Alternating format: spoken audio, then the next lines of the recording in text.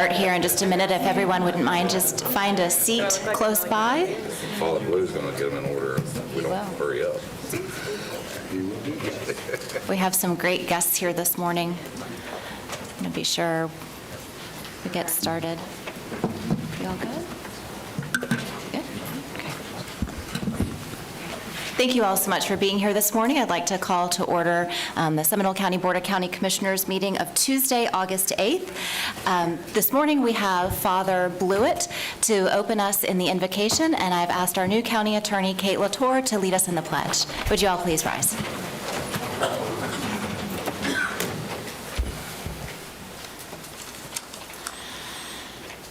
Good and gracious God, you are ever kind, patient, and forgiving. Today we lift up in our prayers not just the leadership of this great county, but the entire county, with gratitude for our many blessings.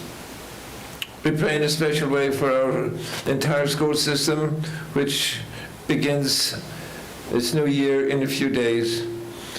We pray also with gratitude for the life of Alden Lowry, who is now at his new home in heaven. And also special prayers for Kate Latour as she begins her new job as the county attorney.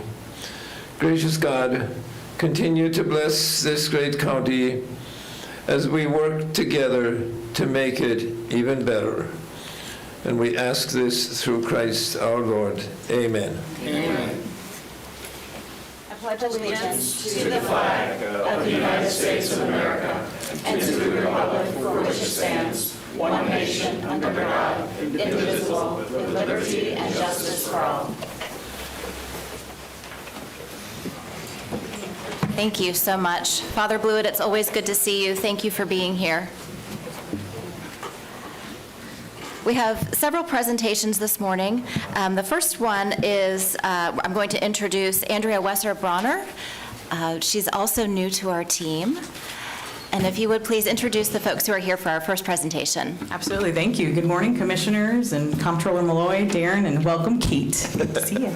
I have the pleasure of introducing Belinda Ortiz Kierkegaard, President of the National Entrepreneur Center, and then Chris Leggett, who is in charge of the Central Florida International Trade Office. They'll be presenting today on our export programs and trends, and we're really excited to present that to you today because we look forward to coming back to you with a strategic plan on economic development and what to leverage from what you're going to see in that report. So, welcome. Thank you so much.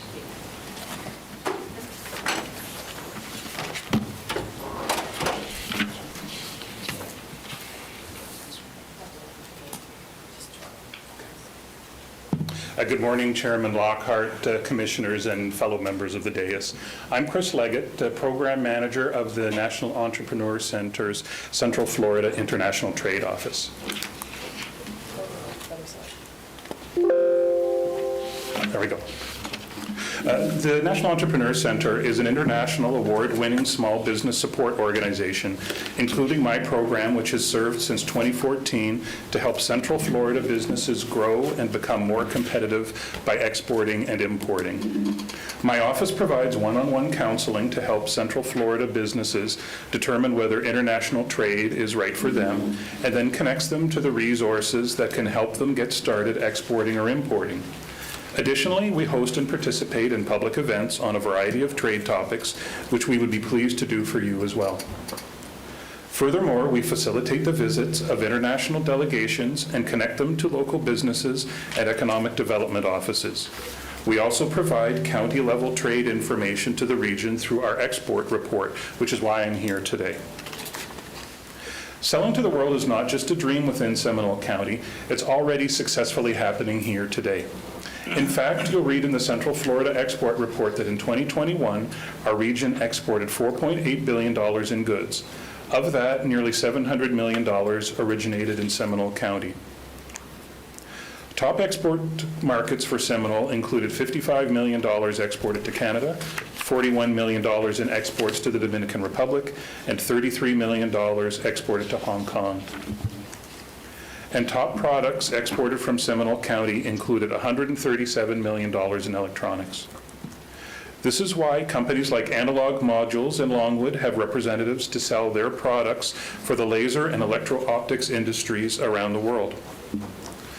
Seminole also exported $106 million in industrial machinery, which explains why Future Cow in Sanford has dealers for their teeth cleaning technologies on every continent but Antarctica. And the county exported $92 million in medical and optical technology, which is why Optigrade exhibits at Global Photonics trade shows for the ultra-narrow brand notch filters and volume brag gratings they manufacture right here in Oviedo. In conclusion, I'd like to leave you with 3 numbers to illustrate why trade matters to local small businesses. 95% of world consumers live outside the United States, and 80% of global consumer spending is made outside our borders. In other words, the world outside the U.S. is too important a market to ignore. The last number is that 56% of U.S. manufacturers that export have fewer than 20 employees. Exporting is not just for large corporations, and there are plenty of options for local small businesses. And we'd appreciate your help to get more Seminole County businesses involved. On behalf of the National Entrepreneur Center and its executive board, thank you for your time. Please let us know if we can ever be of any assistance. Thank you, Mr. Leggett. Any questions? Commissioner Zembauer. Thank you very much. I appreciate the presentation today. Can you, do you have any idea how many of these organizations or how much revenue is being generated out of the foreign free trade zones here in Seminole County?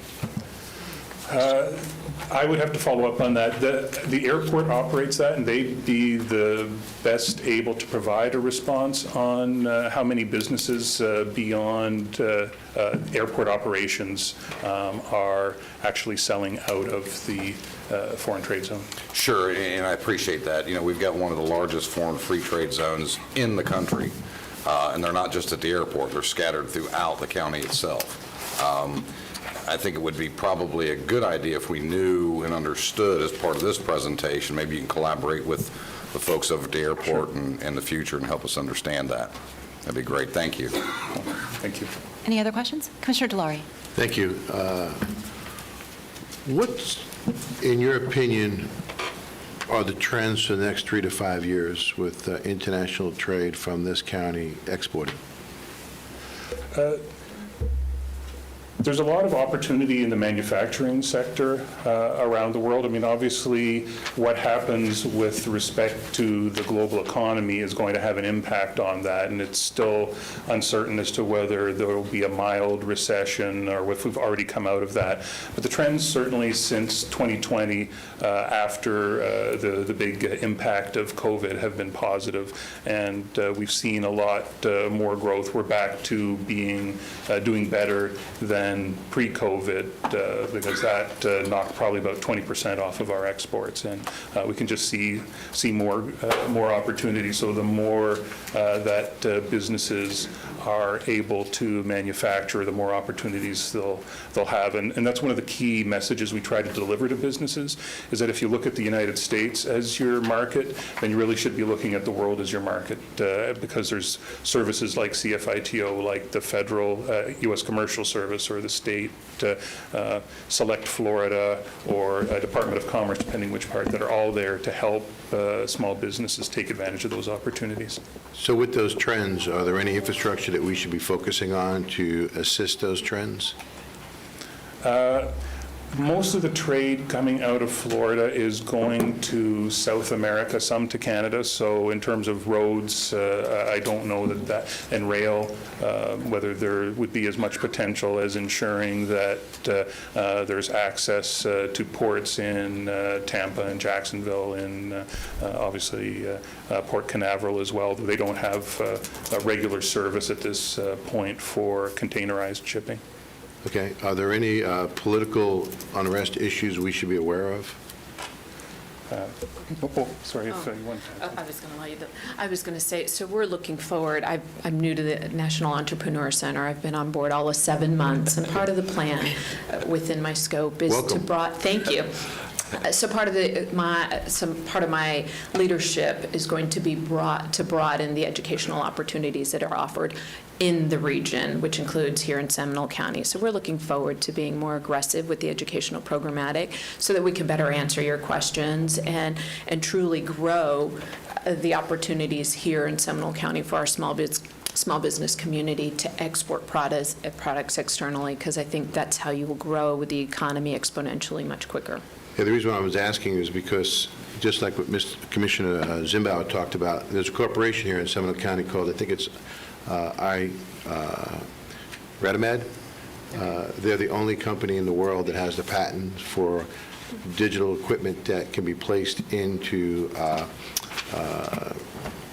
certain types of equipment at hospitals, MRI units, and they're mostly exports.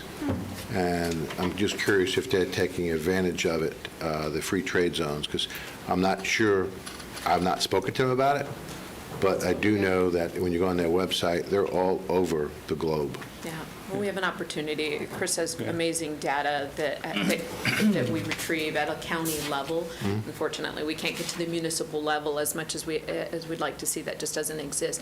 But we can definitely do a deeper dive to see what kind of impact they're having, and even look at what kind of economic impact that company specifically has to Seminole County, and use that as a model to inspire other businesses in this community. So. Thank In you. terms of their being able to use the free trade zone, I guess it would depend on whether they manufacture the product in the United States, because the free They trade... manufacture on Red Bug and Tuscaloosa. Oh, yeah. So that's then they're Check, not yeah. likely to be candidates for using the free trade zone, because that's really in order to bring products into the United States and then either do some added value there or distribute them from there. But it's really focused on importing. There's not, as far as I can think of, no real value in exporting out of a free trade zone, though there may be other advantages due to the location, proximity to the airport or to a port that would make it attractive. Thank you. Commissioner Herr, and then Commissioner Zimbauer. Thank you, Chairman. I'd just like to make an offer to you to connect you to the local regional chamber, over 700 members. I'd be glad to make that introduction on your behalf. What you're doing is really good work. And The Seminole Chamber? Yes. Yeah, we've got a very good relationship. Yeah, we've started the We need to conversations get with you Rebecca. connected for programming. Yes, absolutely. Happy to help. I serve on their board. And we'd love to make this presentation to that organization Yep. as well. So yes, we will absolutely take you up on that, Commissioner. Yeah, I'll be making a similar presentation at their Business Resource Showcase later this month at the Seminole State campus. Great. Commissioner Zimbauer. Thank you. Speaking of introductions, if you have not already had the opportunity, Mr. Robert Utsi in the back of the room, you'd be well served to become acquainted with this individual who is working with the airport. Orlando Sanford Airport is the only airport that actually has a rail hub that connects to all major ports throughout the state of Florida into the foreign free trade zone. So the opportunity is there. It's underutilized. From an educational standpoint, it may be well serve everyone if you become acquainted with Mr. Utsi there in the back. Robert, if you'll raise your hand. Yeah. You mean Grandpa? Grandpa. So thank you all very much for being here. We look forward Thank to working you. with you in the future. We appreciate you being here very much. It was a great presentation. Thanks very much. Yeah.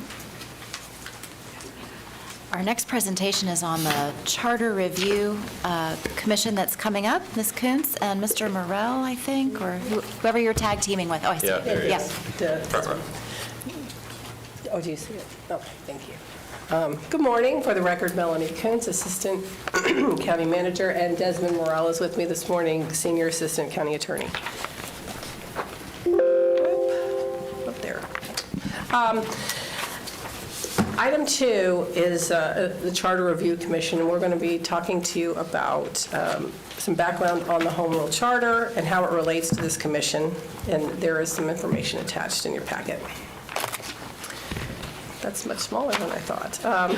The charter can be amended 3 different ways, and the first is by an amendment proposed by petition. The second is proposed by the Charter Review Commission, and the third amendment, it could be done by the Board of County Commissioners. Today, we're focusing solely on the Charter Review Commission. So a little bit of background about this. The Charter Review Commission is made up of 15 members, and they're appointed by the Board of County Commissioners.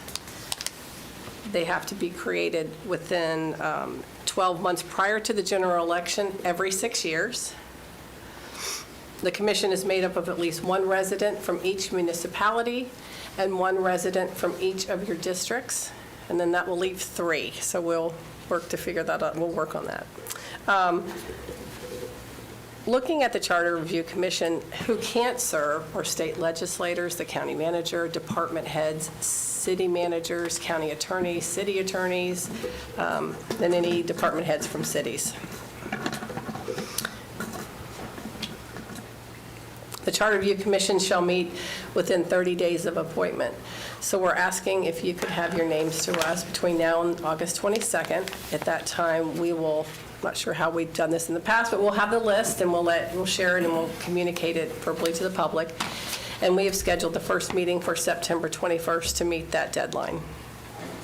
During the first meeting, the commission will elect a chair and a vice chair.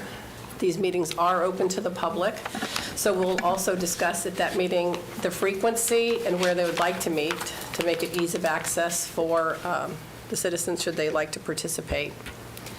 Additionally, the commission has the, I'm going to say power, but I'm not sure that's the right word, but they can employ their own attorney or a consultant should they need expertise on a certain subject matter, and the board will pay these bills. Should the commission decide that they would like to make a charter amendment, they have to hold at least 3 public hearings. They have to be, shall not be at least 10 days apart, no more than 20 days apart. And we've got that kind of worked into the schedule. And in order to move forward with any amendment, the majority of this commission has to vote in favor. They have to present these to the board no later than 90 days prior to the general election so that the proposed language could be put on the ballot. Should the commission decide to move forward, the BCC by resolution will place these on the general election ballot unless there is a legal challenge for some reason. The amendment, let's see, if the amendment passes by the majority of the electors, they become effective January 1st. And the BCC can obviously, as in the past, I think we've done this on many things, we do a financial impact statement to let everyone know what the financial impact would be to any of these. If the charter does not decide to make any changes, then they will dissolve on their own within 90 days of them, before the general election, I'm sorry. So this is what we have right now. The current status is we are looking to have your appointments by August 22nd. Desmond and I will make sure that they meet the criteria. We'll contact each one of them to make sure that they are ready for this a very important role. And then we'll announce it at the 22nd meeting. We will hold a meeting. We'll schedule the first meeting for September 21st, as I said, and then we'll work with them to come up with a meeting schedule going forward. This is kind of how we broke it down based on your districts. And we can work with you if you can't find someone, we'll work with you. So Desmond and I looked at, obviously you each have a choice in each of your districts. The majority, if you're in Lake Mary and Longwood, and that was the majority, we suggested that might be someone that you could choose. If it doesn't work that way, let us know, and we'll see how others are working. We'll maneuver this. We'll see what we can do. And that's it. If there's any other questions that you have. Commissioner Herr, and then Commissioner Zembauer. Reference to the slide 6 and no later than 90 days prior to the general election. Do we have confirmation from the supervisor of election that that meets his needs in terms of making sure we get it onto the ballot in We writing? do not, but I think that we talked to Bryant before, and we think that we should probably do it much sooner. And in my schedule, I had done it 120 days, but I will contact the supervisor of election to confirm what is best for him. Yeah, in writing. Yes. And Commissioner, just to confirm, as Melanie indicated, that 90 days is statutory, the minimum, but we have built in some buffers with the proposed schedule, so we're clear on that. Any other questions, Commissioner Herr? No, thank you. Commissioner Zembauer? Thank you. Just a quick follow-up. As you're aware, you have my appointments, Yes. and there was some discussion going back and forth. I based those appointments on an email that was dated, I think, May of last year by Desmond. Everything good with my appointments? Yes. Okay, So just want far. to make sure. Great, thank you. Commissioner Herr? Absent of the rest of us submitting them, I don't think that answer can be firm. That's correct. To be quite frank. We don't, So, and we don't have any others for the yet. record, I have not submitted them because they're not due yet. So Sure. I think we need to allow the workroom Yes. in order to facilitate this. Thank you. That's a great clarification. Any other questions for staff? And then I'll make a public plea for anyone who lives in the city limits of Longwood or the city limits of Lake Mary. If you know anyone who you think would be an excellent addition to this commission, call me. Thank you. I know this is a lot of work. The next presentation is regarding truck parking along I-4. And I know this is a very exciting topic for at least one of my colleagues, so fasten your seatbelts. If you would please state your name and address for the record.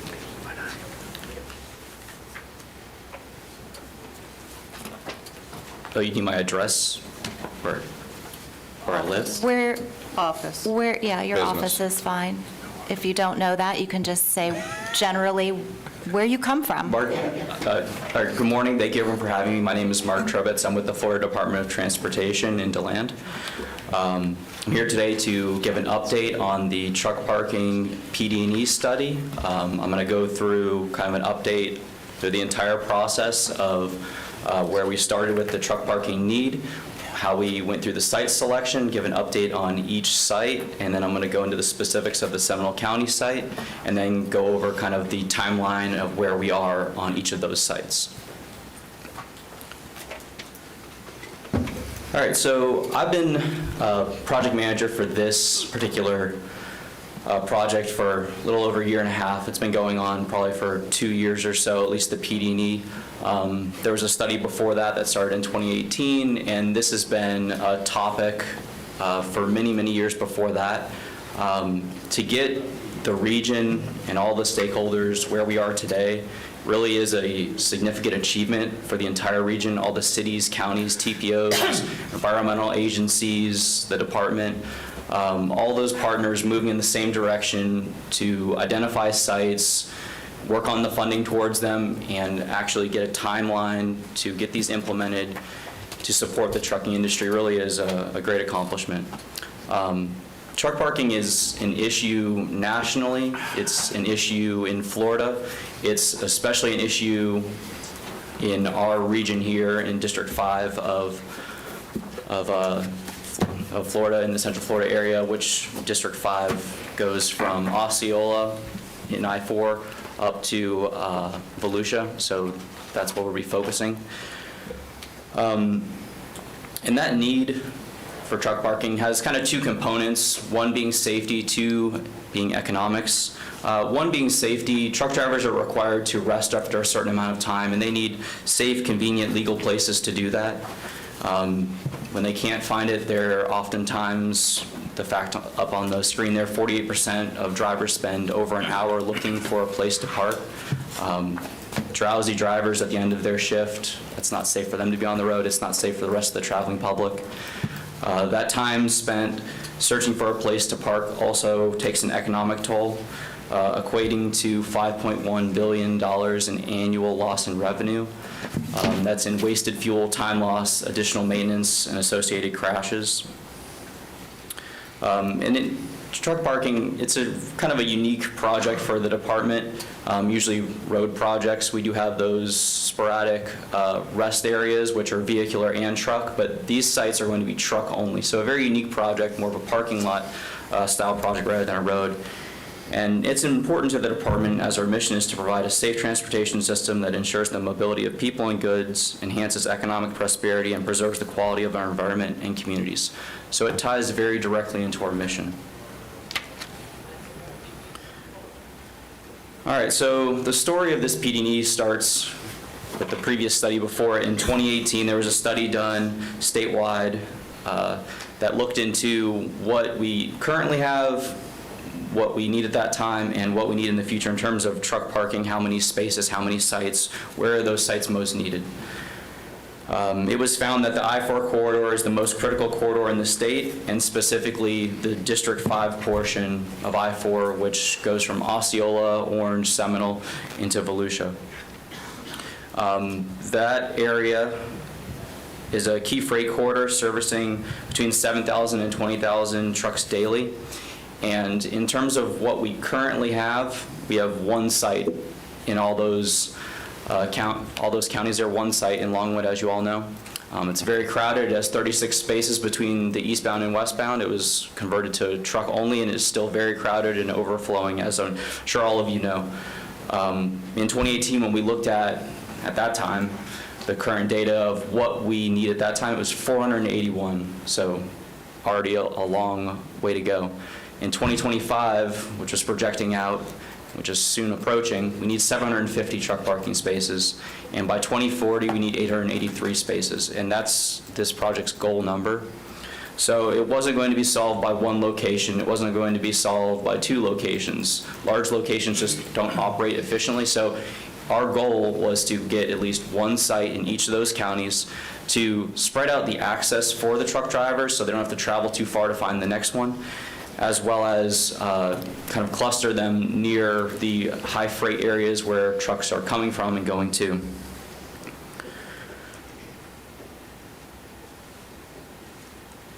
There we go.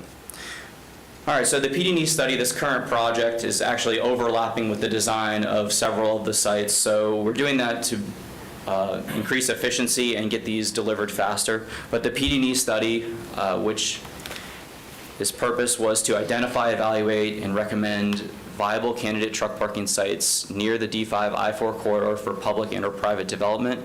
So on the bottom of the screen there is the project development process. So we're in the PD&E stage with overlapping design. After that comes right away and then construction. The PD&E is scheduled to wrap up in the spring of 2024. The Seminole County site, the design of that started in summer of 2022. It just recently finished the 30% plans. It'll be working towards its 60% plans, and that's projected to end with right away in February of 2026. The Volusia County site, which is an eastbound and westbound pair, that'll be going out to advertisement this month. So, or last month actually went out. So that'll be moving into design as well this year. All right, so like I said, the goal was to identify at least one viable site in each county. And we looked at hundreds, maybe 200 to 150 different sites and potential locations along I-4. We looked at criteria such as zoning, land use, site area, making sure it was large enough to be viable and operate well, provide the amenities needed, restroom facilities. Proximity to I-4, if not on I-4, we wanted it very close to for the access for the drivers. Another crucial criteria was staying away from residential.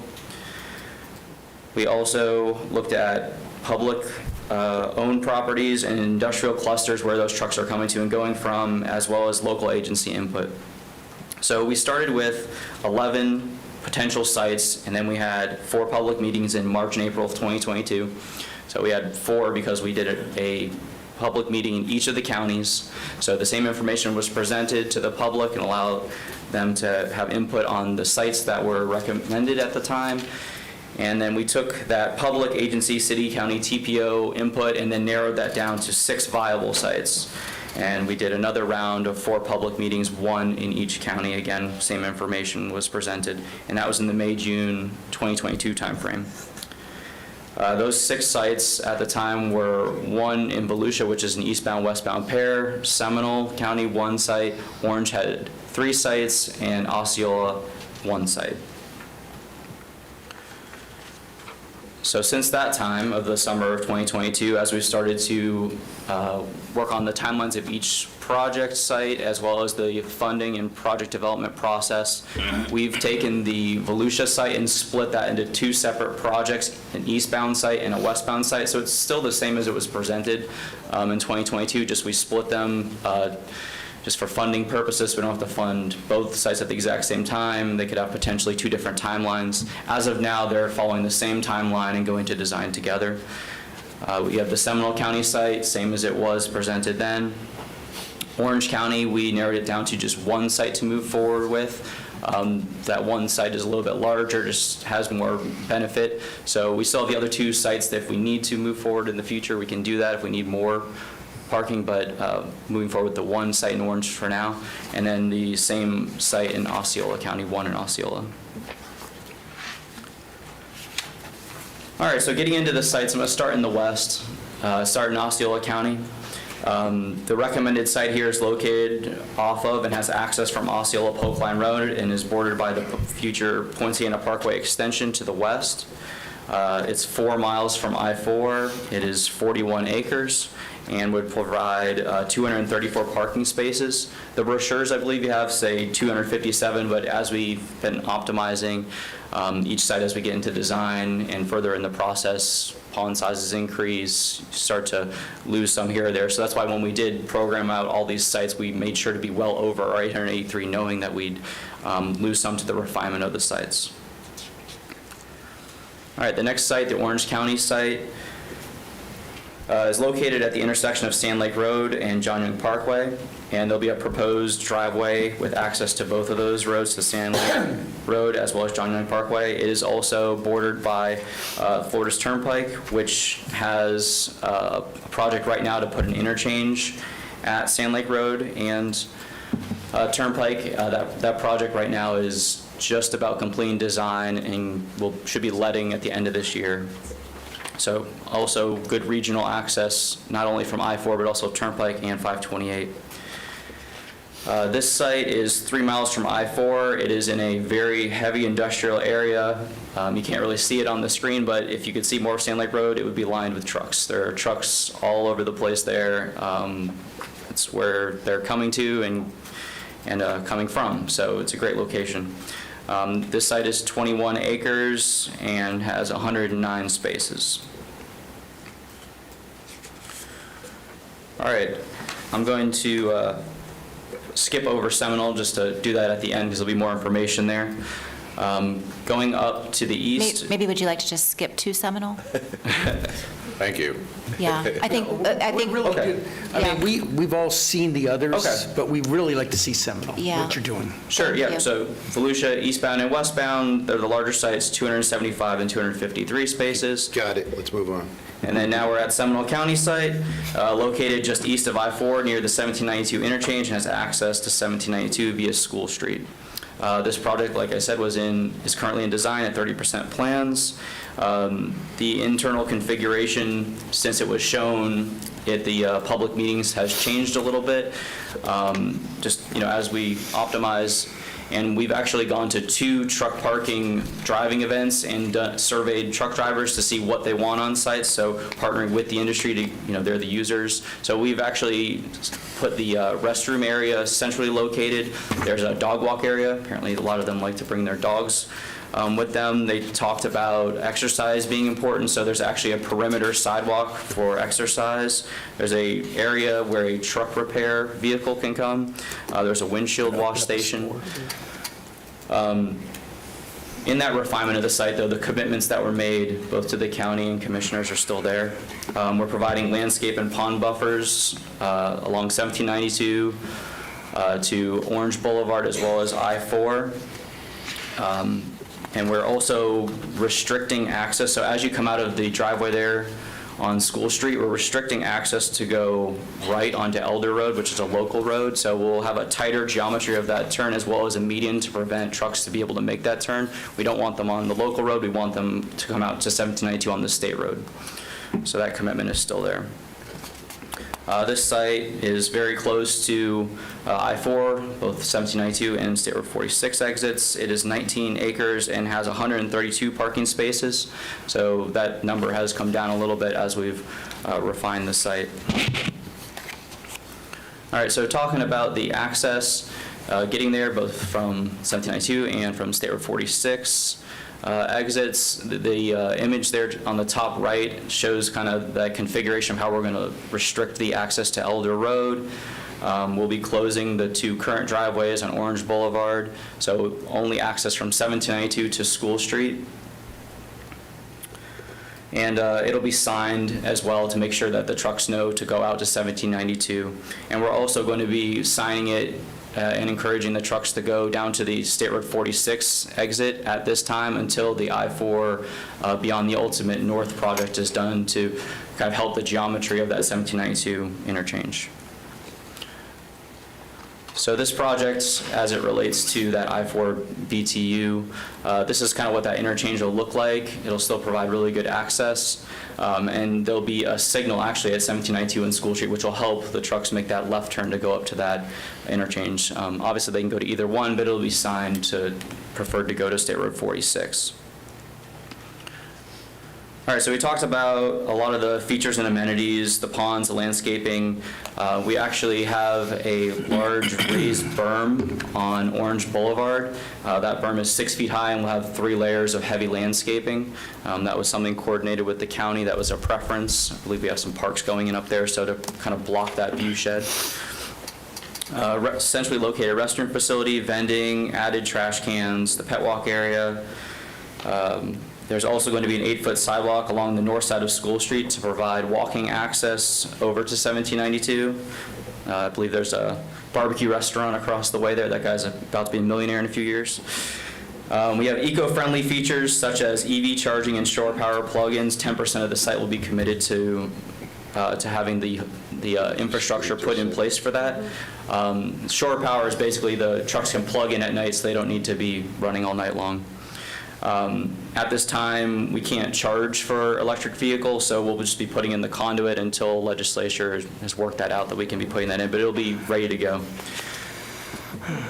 Technology features such as the TPAS system, which communicate in real time to the truck drivers' apps how many spaces there are, best ways to get there.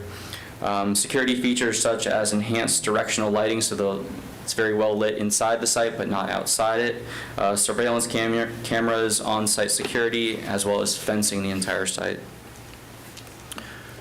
So currently, as the Seminole site stands, the funding that is available right now, we have the design phase at $3 million, which is fully funded. We're in design right now. Right away has started at $30.6 million, which is a partial funding.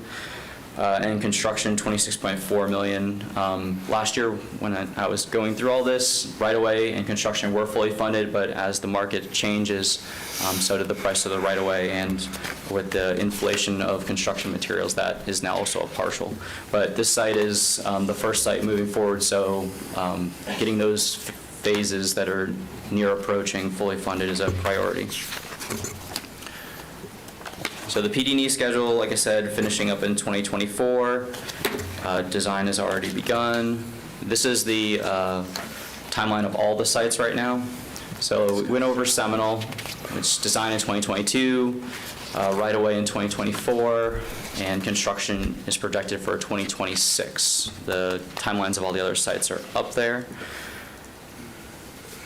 Something else we're also doing actively to pursue funding is looking at freight funding, which last year we did get a good amount, about $15 million from that. We have an application in for that this year to get some potential funding. And what we're actually doing right now is pursuing a grant application for the Federal Infra Program, which is the Nationally Significant Multimodal Freight and Highway Projects Program, which awards competitive grants for multimodal freight and highway projects of national or regional significance to improve the safety, efficiency, and reliability of the movement of freight, people in and across rural and urban areas.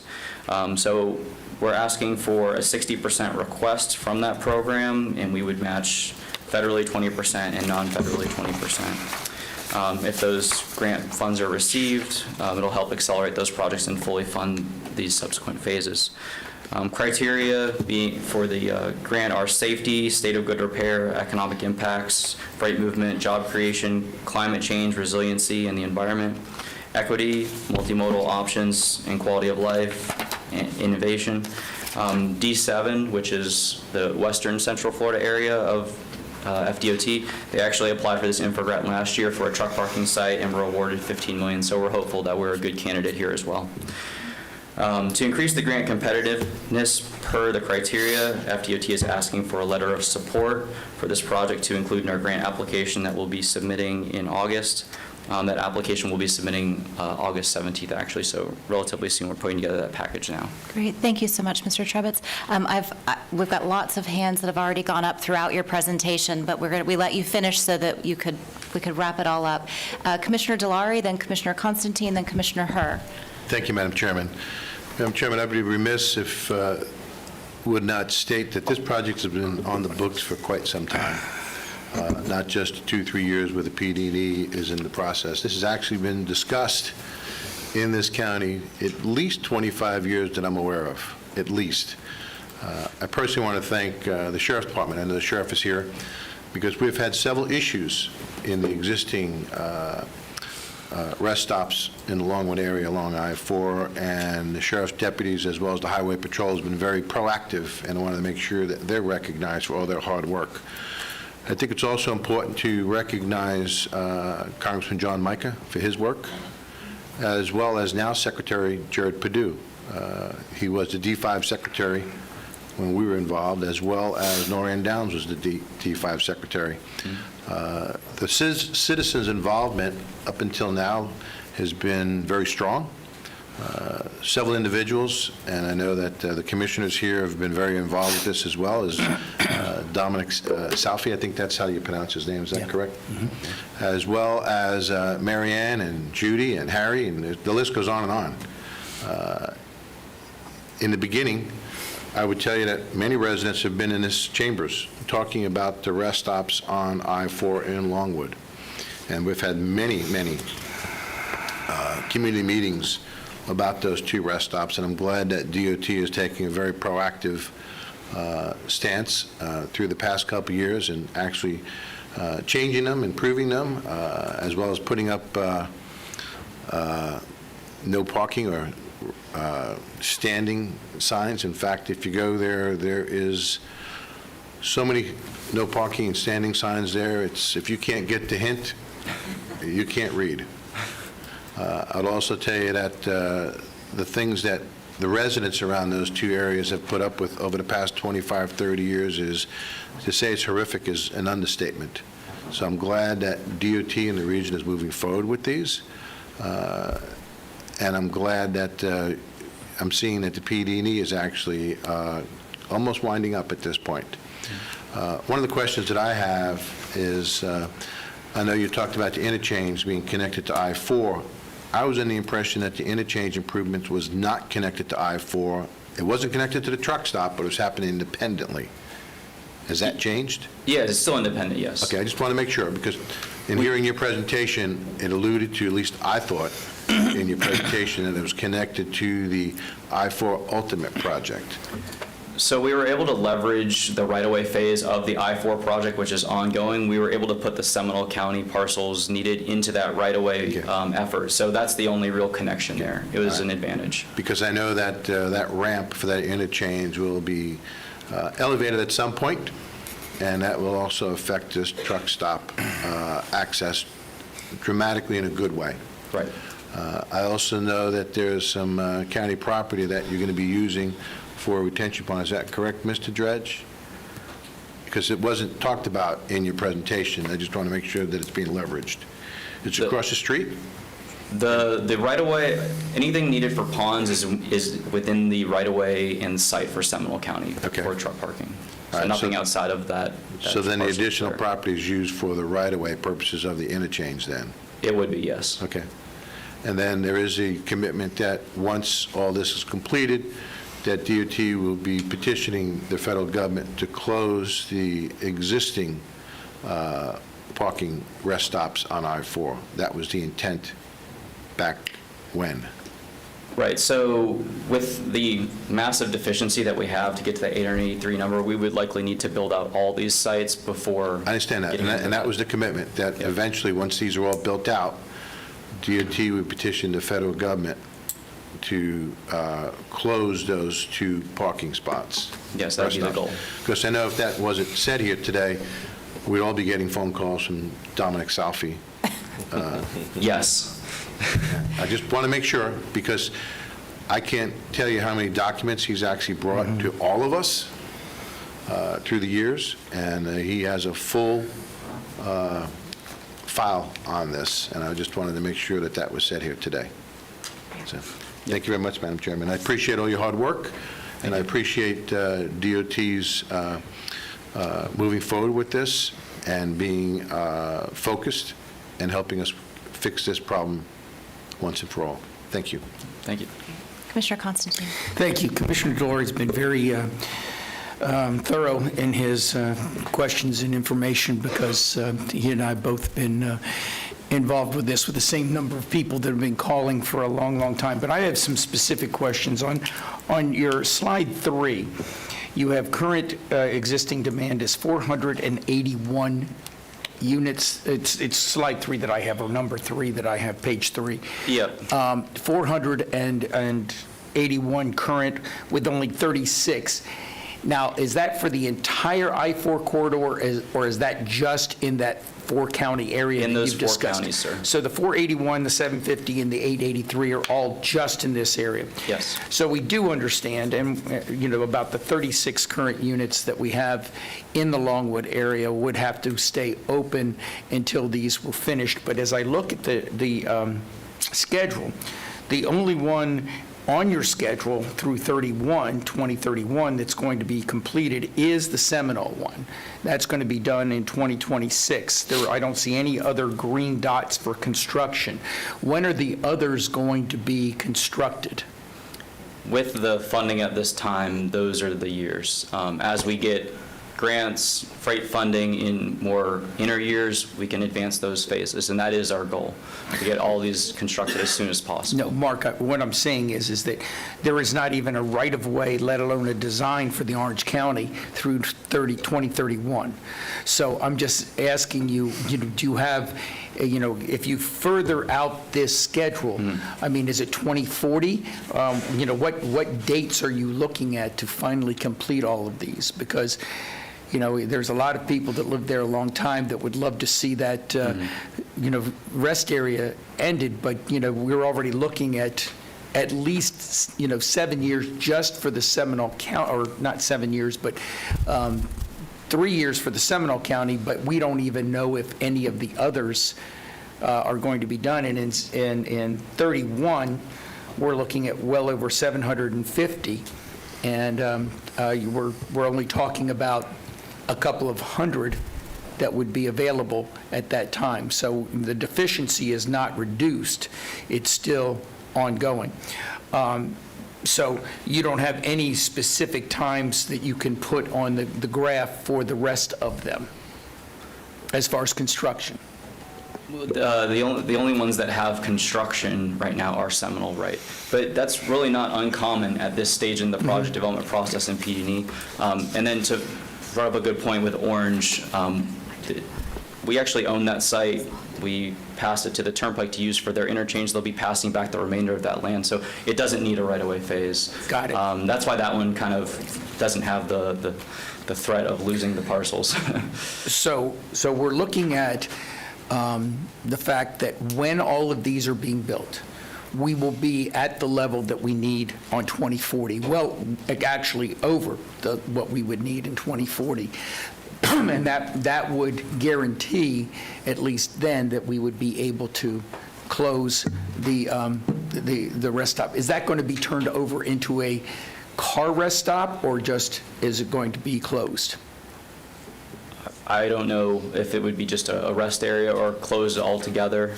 I know it would stop being truck. Thank you. Is I think what's been discussed. And the last thing, but I got this confirmed by Secretary Tyler yesterday in my discussions with him. I was just concerned about the truck on and off, that ingress, egress from I-4 being it's not directly on I-4. And that was satisfied. It looks like the engineering has been done, and we're not going to have a problem with that. And the last thing I wanted to say was it's good to see that now you're looking at all the counties as contributing. I know that Volusia at a time did not want to do it, but I see that they're now have embraced this, understanding it. But from the Seminole County point of view, we have always maintained, I think it's important that we were not trying to be a NIMBY, that, the rest area and the truck stop kind of grew up at the same time, not one before the other. And the folks, we've always said that we would accept a truck stop if it, but it had to be in the right place. And I think that this is particularly in the right place, and I think we should support the letter. Commissioner Herr. So I have a different opinion.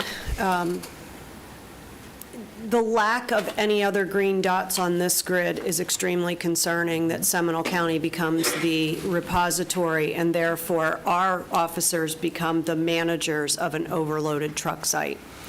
From what I believe, the last time during your tour, the Volusia County site is in conservation land. Is that still the case? It is actually not in conservation land. We're proposing to conserve some of it, to preserve a wildlife corridor that's there. There's actually an underpass that we want to conserve that land on either side. It's currently City of Daytona Beach and City of Port Orange land. There is the Tiger Bay State Forest just to the west. That is currently woods? Yes. Okay, so that it's attached to conservation land. So the citizens there are going to be super happy about a truck stop going in there, and it's not, my point is that if those are not progressing to the same degree that ours is progressing, we are putting our citizens in the path of managing truck stops for the entire I-4 corridor. The one in further down is off of the Turnpike, not off of I-4. Is that correct? Right. It's right off of the Turnpike, but down the road from I-4. A little more difficult to get to. We are going to be the landing spot for this. I just don't know that that's where we all want to put future commissioners. I won't be here by the time that battle comes to fruition, because it will be after the fact. My position is not NIMBY. It's let's everybody jump in this bandwagon together, and that span between building these cannot be decades. And quite frankly, that's what this graph leads me to believe it will be. It's not even on the horizon. Well, if I can further explain, all those red dots up there, the maroon, those are the design phases, and those are all fully funded. So they are all progressing forward, and Volusia is going into design right now. So they are following closely behind. As we identify funding each year, I mean, this is a $230 million program of projects. So, as we build that funding opportunities, and this grant is a great way to do that. Understood, but let's look at our red dot, 2022, our green dot, 2026, a 4-year span. Theirs is 2024, and this is taking it out to 2031, which is well beyond our span currently, with no proof of when this is actually going to happen. Either expand the graph and get this on the radar. So I am supportive of truck. I have had a personal friend that was injured by a truck that was parked on the side of the road in Volusia County. I've lived through this tragedy with folks that I love. I do not want to see that happen to anyone else again. But we're creating a whole new problem. I just want us all to embrace this. And so my position is happy to support a letter as long as it states that we are not the only ones doing this, and the time frame has to be reasonable by which we solve the problem. Seminole can't solve the problem for the entire District 5 region. And then my last comment is the right-of-way acquisition has just become more difficult on School Street. There is now a Catholic church that has bought the historic building on School Street to reconstruct as a school. And I believe they've already been in touch with you. Those conversations probably need to start. They are doing construction as we speak. Okay. Yeah, I wasn't aware of that. I'll have to get in touch with that project manager. Yeah, I believe their architect has been in touch with FDOT, but I'm not sure who. Okay. Thank you. All right. Commissioner Zembauer. Thank you, Madam Chair. Mine might be a little different than everybody's, as we've all monitored this as it has progressed. What has not been stated here today is the private sector is in the process of looking at 3 new truck stops on the I-4 corridor between Tampa and Daytona Beach, of which 2 of those are right here in the Tri-County area.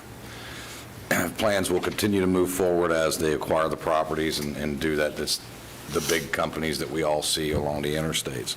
I don't know that that's part of the calculation. I don't believe it is part of the calculation. No, it's And I separate think- numbers. And I think the private sector will build these much quicker and much more efficiently than government ever thought they ever could, or even get out of their own way. A couple things I don't see that I think are of concern for me, being that I do operate in this realm of commercial trucking, is over 40% of the drivers today are Hispanic. We have no bilingual signage at any of these truck stops, for that matter, until you get well into South Florida. And even many places in South Florida do not. So I'd like FDOT to look at that. If you go into our, as Commissioner Delary stated, the no standing parking signs that are like Christmas lights out there at that truck stop, not a single one of them are bilingual at all. And I think that something needs to be done there. I also did not hear anything about air quality monitoring. I understand the infra guidelines and so forth as far as that goes, and I will tell you that there are some lacking issues with the infra type requirements. One is air quality monitoring. These trucks often are allowed to continue to run all night long for 10 hours at a time, pumping diesel particulates and nitrites of oxide into the atmosphere, and right in close proximity to where a lot of residential places are at. Also in this one, you're going to have perhaps some conflict with high-end recreational vehicles. Those particulate matters that come out of diesels are the little black spots that show up on your vehicles, and they're going to be spread all over that corridor. So I think job well done. We all know this has been worked on for decades. To Commissioner Herr's point, I understand we don't always want it in our backyard or the only ones to have it. I suspect, as I understand, we'll continue to move forward, but the private sector, I think, is going to fill that void long before FDOT does. But I would like to see those as part of consideration for that support letter, which would be air quality and bilingual type signage. Madam Chair? Commissioner Delary. Thank you, Madam Chair.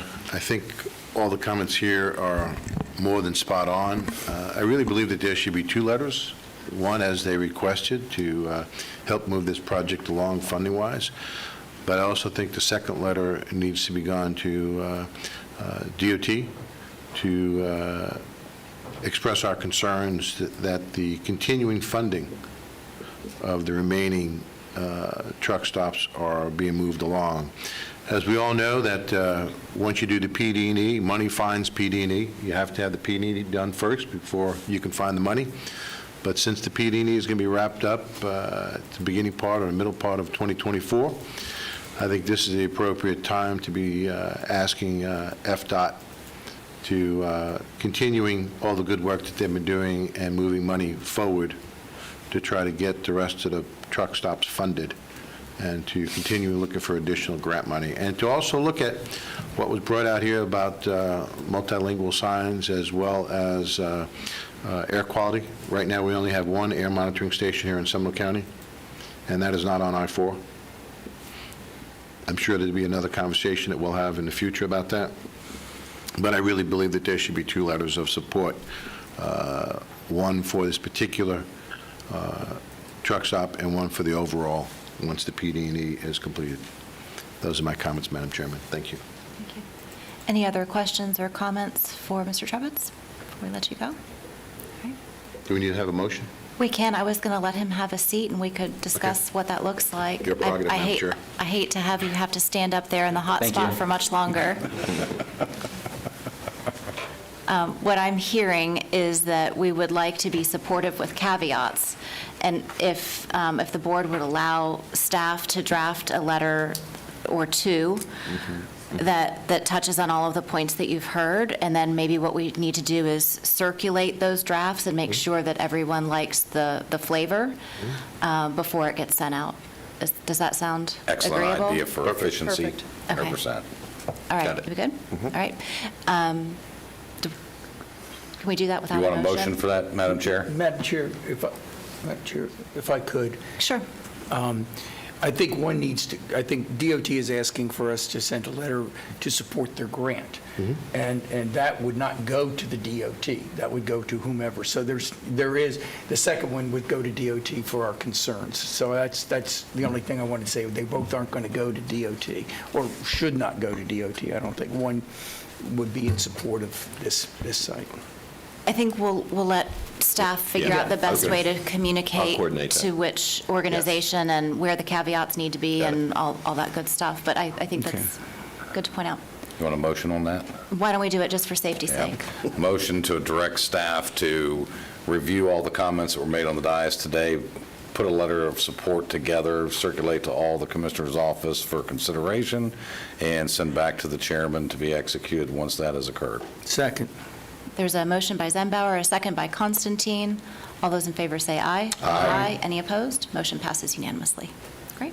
Thank you very much. We appreciate you all being here. Our next presentation is from our Community Services team, Allison Thal and Stacy Smithwick.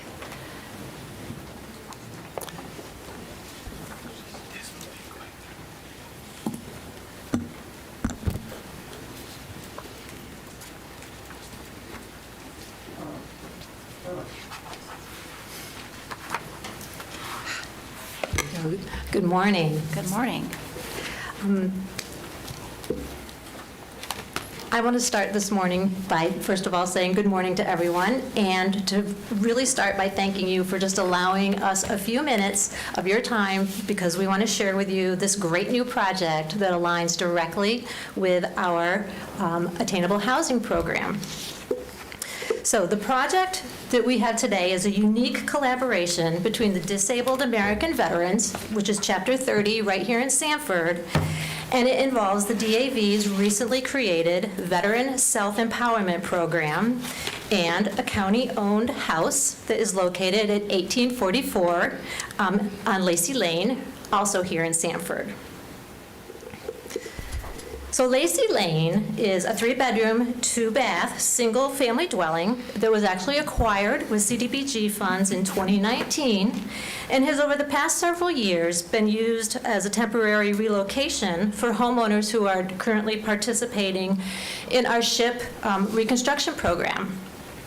Because we, the county, own this home, we're essentially the landlords. And we're required to maintain it by either using general fund money or general housing trust fund money, as our grant funds are not eligible to help us pay for any of the upkeep or the maintenance. So in February of this year, Resolution 2023-R-21 was approved, allowing 16 county-owned parcels to be earmarked specifically for affordable housing purposes. Lacey Lane was one of those 16 properties. So over the past several months, my staff has been brainstorming with respect to how we could effectively fold this house into a successful, long-term affordable housing project.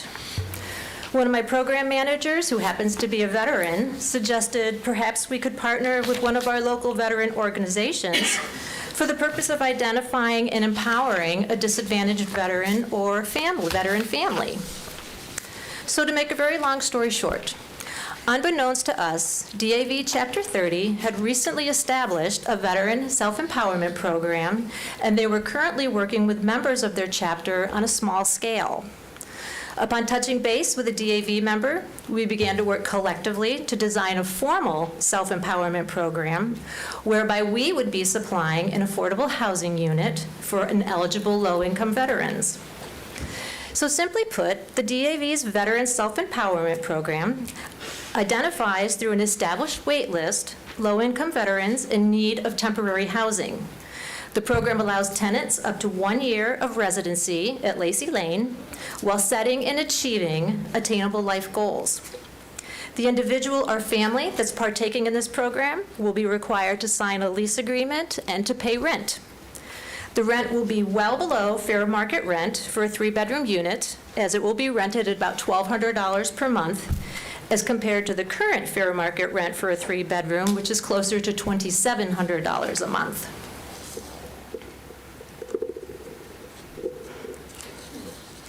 Following several meetings and lots of discussion over the past several months, it was unilaterally agreed that the DAV and Community Development would team up to ensure a veteran self-empowerment program that will be a resounding success. For our part, we're going to transfer the deed for Lacey Lane to DAV Chapter 30, along with a 30-year restrictive use covenant, and in return, the DAV will maintain Lacey Lane as a safe and habitable rental unit. They must also assure that the tenants meet the HUD income limits of up to 120% of AMI.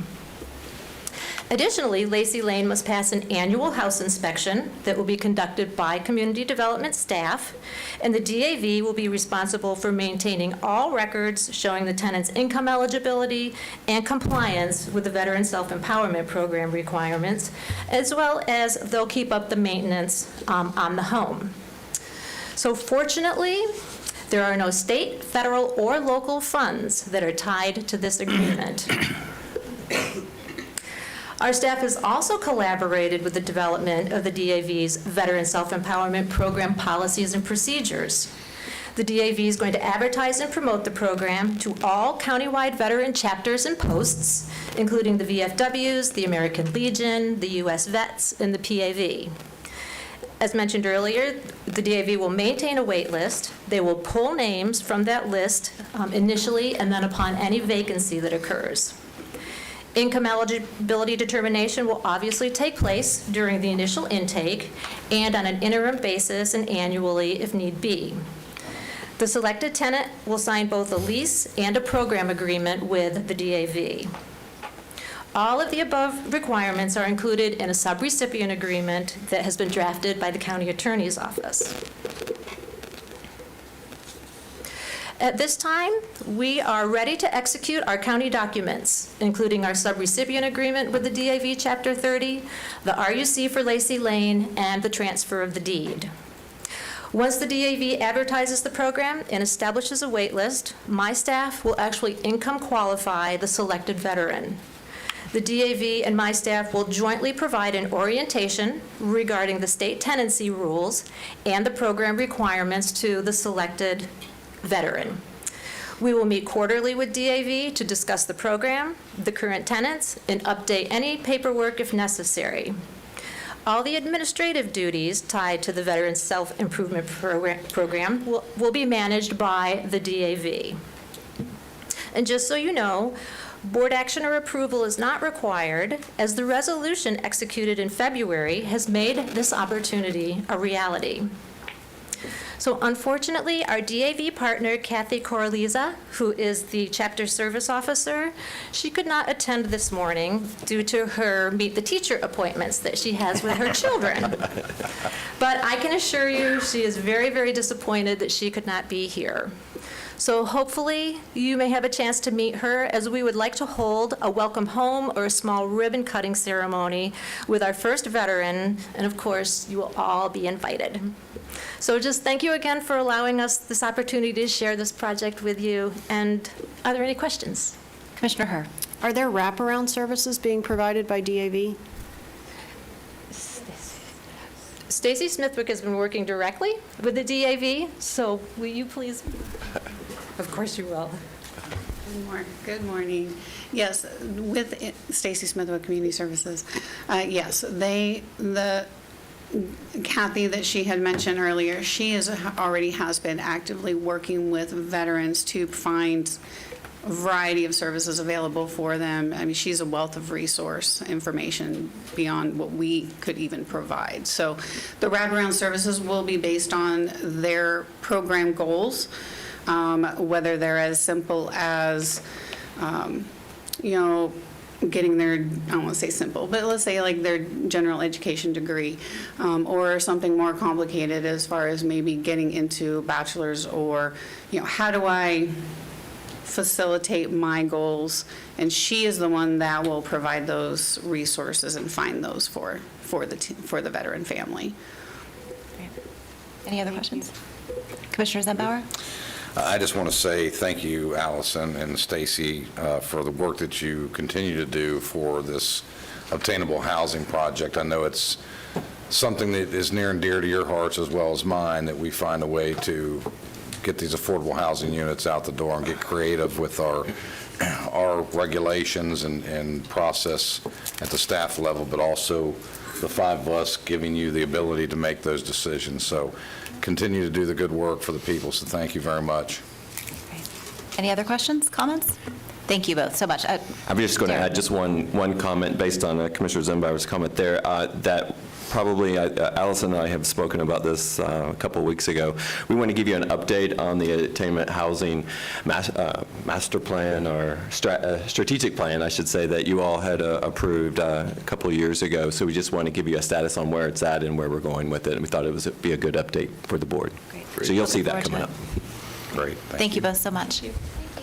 All right. Moving on to our consent agenda. We have public participation as an opportunity, of course, at all of our meetings, but for the consent agenda specifically, pursuant to Florida law, the public has a right to be heard on all propositions except when the Board of County Commissioners is acting on ministerial or emergency matters or conducting a meeting exempt from Section 286.011 Florida statutes. Public comment time on propositions shall be 3 minutes for individuals and 6 minutes for group representatives. The right to be heard during quasi-judicial hearings, which will be this afternoon, is governed by Florida law. The public will be provided the opportunity to be heard on non-agenda matters at the end of the meeting, and that's at the end of our 1:30 meeting.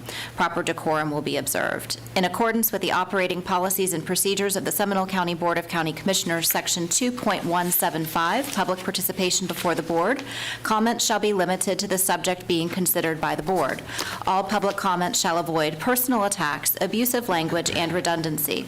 Disrespectful, rude, irrelevant, or slanderous remarks or disruptive behavior may subject the individual to removal from the board chambers, and the chairman may curtail repetitious comments. Our county manager's consent agenda items are number 3 through 14. Are there any modifications? Yes, Madam Chairman, thank you. There's just a few modifications. Item 3 and 4, I'd like to pull for the board's discussion. And then item 7, we are going to pull and bring back at the next meeting. And that's all I have. Thank you. Okay. So we would be looking for a motion to approve. Madam Chair. Yes? Motion to approve items 5, 6, 8 through 14. Second. There's a motion by Zembauer, a second by Delary. Any discussion? All those in favor say aye. Aye. Any opposed? Motion passes unanimously. So if you would, item number 3, we have joining us, I think, Sheriff Lima. Yep. And I believe this is actually an item that Emergency Management has on the agenda, but it directly relates to Sheriff Lima. So folks from Emergency Management, if you would like to come forward as well, you're welcome to do that. Sheriff Lima, thank you for being here today. Thank you so much, Chairman, County Commissioners, County Manager, and staff. Really, thank you for the opportunity for me to be here and speak on this very, very important matter. Again, I'd like to offer some brief comments on the significance of this road designation resolution, as well as a little bit of the life and legacy of Deputy Sheriff Eugene Gregory, as we call him Stetson, a beloved member of the Seminole County Sheriff's Office and the greater Seminole County community. I want to thank our members of our Florida House of Representatives and our state Senate who supported this bill and voted to include Deputy Gregory as part of this year's designations. In particular, I want to thank Representative Tyler Sorois of Brevard County, who's a friend to law enforcement, for serving as the primary bill sponsor this year for House Bill 21. This designation will undoubtedly mark a milestone for Seminole County and for our agency, as it will be our third formal designation in remembrance of our fallen heroes, joining H.E. Thomas Jr. Memorial Parkway in memory of Deputy Sheriff Hugh Thomas Jr., as well as Deputy Sheriff Matt Miller Memorial Highway in the southern part of our county on Maitland Boulevard. When members of our community and all those who visit and pass through these roads, I hope that they will look at these markers and remember the heroes that they represent, the life of service to others and sacrifice they've made in preserving our community. I know this means something incredibly important to the nearly 1,400 members of the Seminole County Sheriff's Office who continue to wear the Roman numeral number 6 on our uniforms and our marked patrol vehicles. It is truly our commitment to ensure that their legacy and sacrifice is never forgotten. Just last month, on July 8th, we marked the 25th anniversary of the in-line of duty death of Deputy Sheriff Eugene Gregory. Deputy Sheriff Gregory made the ultimate sacrifice after being mortally wounded while handling an aggravated assault call involving an armed individual who was suffering a mental health crisis. Deputy Sheriff Gregory was well known in Seminole County and particularly in the Geneva area, as he was commonly referred to as Stetson because he wore his trademark cowboy hat that everyone would see. Many have told us he, for many, were a real-life superhero, always ready to answer the call for service. He exemplified the spirit of community policing in his day-to-day service, and his death served as an inspiration for our community and Sheriff's Office to take a proactive effort in mental health intervention and treatment. Today, as our agency and this board, our municipality partners, and others are engaged in our mental health efforts, it is in the spirit of Deputy Sheriff Gregory and his family that we do this work. The Gregory family remains an immediate part of the Seminole County Sheriff's Office family to this day. In particular, his son, Gene, makes himself available to serve as a Sheriff's Office chaplain. And sadly, we lost Linda, Gene's wife, earlier this summer as well. Linda was engaged in efforts in reforming Florida's mental health system and was always present at our annual memorial services, and we miss her in the same spirit as we miss Stetson today. Again, on behalf of our organization and the broader community, I am grateful for all of your support for this very important resolution, and I look forward to the day that we can join on the roadside to formally unveil the marker of this well-deserved designation. I want to personally thank each of you, because I know that this is so incredibly important to all of you, that you have shown your love and support for our public safety professionals, whether it's people who are serving in the military, either here in the States or abroad, people of our fire services or our policing professionals. You have always been there to stand in our gap. Your efforts help us fulfill the greatest responsibility that we have as a civilized society and to these families, is to never forget the sacrifice of our 6 heroes, and adding Stetson to this list of markers of ways that we can remember his sacrifice to years to come is so important. It doesn't matter when the in-line of duty death occurred. Our first was in 1922. Our second was in 1975, in 1977, 1989, and 1998, and 2011. And it's fresh in our memories as if we were personally there at all of these experiences. I thank you greatly for taking this into consideration and for your support of our organization. Thank you. Thank you, Sheriff Lima. Any questions or comments for the sheriff? Move approval of item number 3. Second. There's a motion by Zembauer, a second by Her. Any other discussion? All those in favor say aye. Aye. Any opposed? Motion passes unanimously. And I should have asked, was there any public comment on that particular item? Because I know there wasn't on the others that we pulled. No? Okay. No. All right. Thank you so much. Thank you all. Chairman. Thank you. Item number 4, we have with us guests from the Florida Department of Health. Very excited to bring before you the recommendation of the State Surgeon General for a new administrator for our Seminole County Department of Health. And with us today, we have Mark Lander. If you would introduce yourself and a little bit about the process. Absolutely. Good morning, Madam Chair and Commissioners. My name is Mark Lander. I'm with the Florida Department of Health. I'm the Deputy Secretary for County Health Systems. Get the honor today to come in front of you all and bring the next candidate we have for your health officer for the Seminole County Health Department, Mr. Ethan Johnson. Well, I don't want to steal any of Ethan's thunder. I would like to just go over a brief process on how I'm standing here today with Ethan. We have an extensive interview process that these candidates go through. There's the vetting process. Mr. Johnson not only went through an initial state interview, then we went through a local interview with community partners and county representatives, and then he gets brought back to the daunting interview with our State Surgeon General as well and our Chief of Staff. And I can tell you, I know Ethan has over 10 years experience. He has a fantastic resume. I've known him personally as well as his work as the Assistant Administrator in Volusia County, as well as I knew your past health officer, Donna Walsh, extremely well. And what I love about Ethan and Donna is they're both commitment to partnerships, community partnerships, as well as staff relationships. And I think if you've had a chance to talk to Ethan, you'll recognize that. And when you get a chance to talk to him, you'll see those same qualities in himself as you saw in your past health officer. So with that said, I'm going to turn it over to Ethan because you're the one they're here to see. So. Good morning. Thank you for having me here today. Ethan Johnson, Florida Department of Health. I'd just briefly say that I'm really excited to be a part of the public servant team that you all have here in Seminole County. Love the culture here. Also, with Seminole County being one of the healthiest counties in the state, I'm excited to continue that tradition as the leader at your county health department.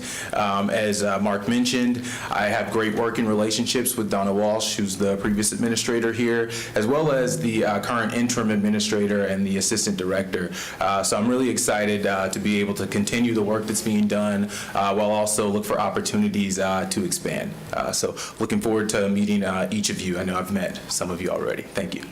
Thank you, Mr. Johnson. I had the opportunity to talk with Mr. Johnson yesterday and spent some time just talking about his passion for public health and for Seminole County. I think you've spent some time living here, haven't you? Yes, I did. I met my wife here. We were engaged here. Our first apartment's here. And actually, when I started working in Volusia County, I was living here in Lake Mary and driving to Volusia every day. So kind of feels like coming home in a way. So, yeah. Well, we had a great conversation, and excited that we have you here as a candidate this morning. Any questions for Mr. Johnson? Any comments? No? Thank you very much. Thank you. So with that, I will entertain a motion. Move to approve. Second. Motion by Delary, second by Zembauer. Any other discussion? All those in favor say aye. Aye. Any opposed? Motion passes unanimously. Thank you, Board. Thank you. Welcome. Welcome. Thank you for your patience with us this morning. You just never know what the day is going to bring. Our other consent agenda items that are related to the constitutional officers, I guess we just have one this morning, item number 15. Move approval of item 15, constitutional officer consent agenda. Second. There was a motion by Zembauer, second by Delary. Any discussion? All those in favor say aye. Aye. Any opposed? Motion passes unanimously. We have an update from the county manager. Yes, thank you, Madam Chairman and Commissioners, and I'll have Ms. Rebecca Hammett come up, our Development Services Director. As you know, we're going through the year process, the evaluation and appraisal report, so I will have her introduce this item, and then we have a presentation for you, and then next steps and recommendations. Great, thank you.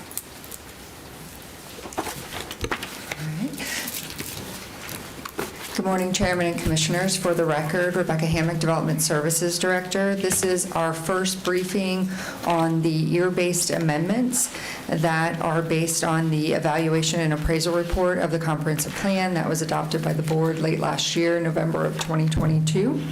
Both the year and the year-based amendments are based on the Envision Seminole 2045 plan that was also adopted by the board last year.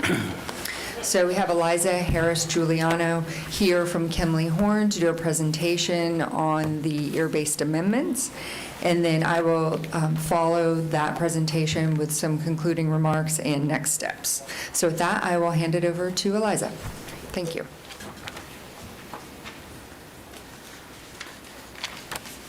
Welcome, Eliza. It's good to see you again. Good to see you all. Thank you, Chair. So it's good to be back in front of you, continuing this process that we started with Envision Seminole 2045 last year.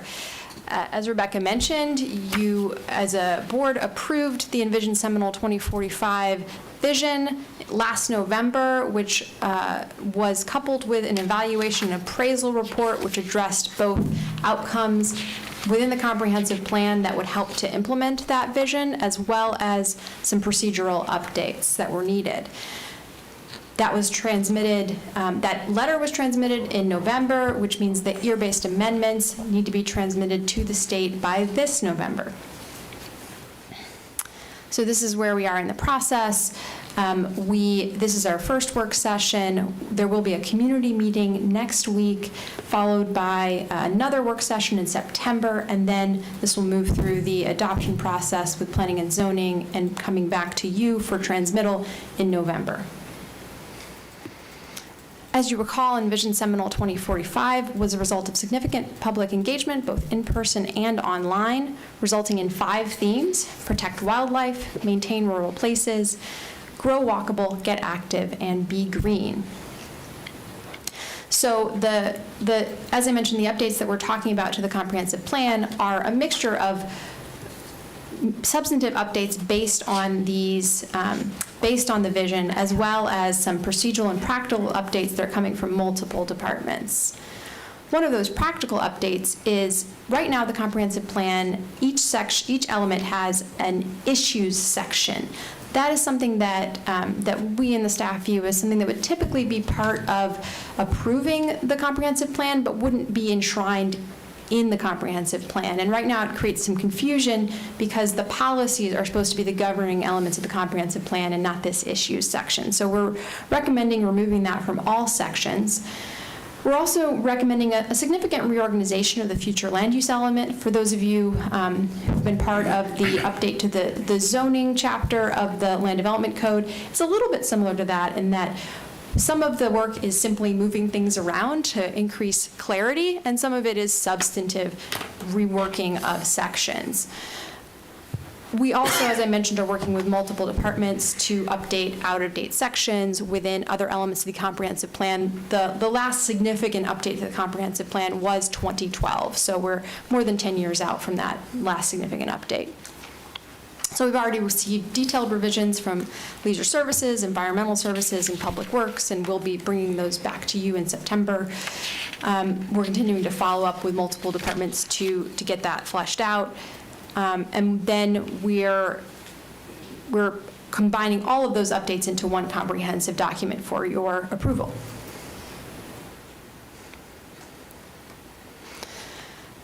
So let's focus on the future land use element specifically. This is the element that is most closely aligned with the vision and the updates that are proposed by Development Services, which is leading this effort. Currently, the future land use element is modeled on the How Shall We Grow regional vision from circa 2007-2008. So the major categories within the plan are conservation, centers, countryside, and corridors, and then based on the updated Florida statutes, property rights was added on to that. We still think that the Seminole County vision is very much aligned with the Central Florida regional vision, but now that Seminole County has its own vision, we think it's appropriate that the comprehensive plan and the future land use element be organized around the county's vision rather than the regional vision. So the comprehensive plan will still reference the regional vision and still hold to many of those concepts, but really be centered on the county's vision that was more recently validated by public involvement. So on the right, you'll see the new organization proposed based on the Envision Seminole 2045. I will note also that they're not exactly the same as the 5 themes that you saw in the vision plan. For one thing, this is just the future land use element, and the vision plan addressed the county as a whole. So not everything in the vision ends up in the comprehensive plan, and certainly not all of it ends up in the future land use element.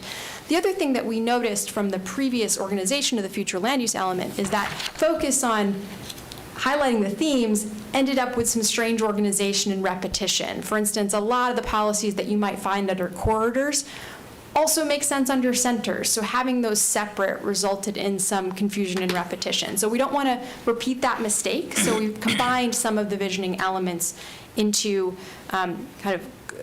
unified chapters. So the new proposed sections are wildlife, natural resources, and sustainability, grow walkable and active, enhance existing places.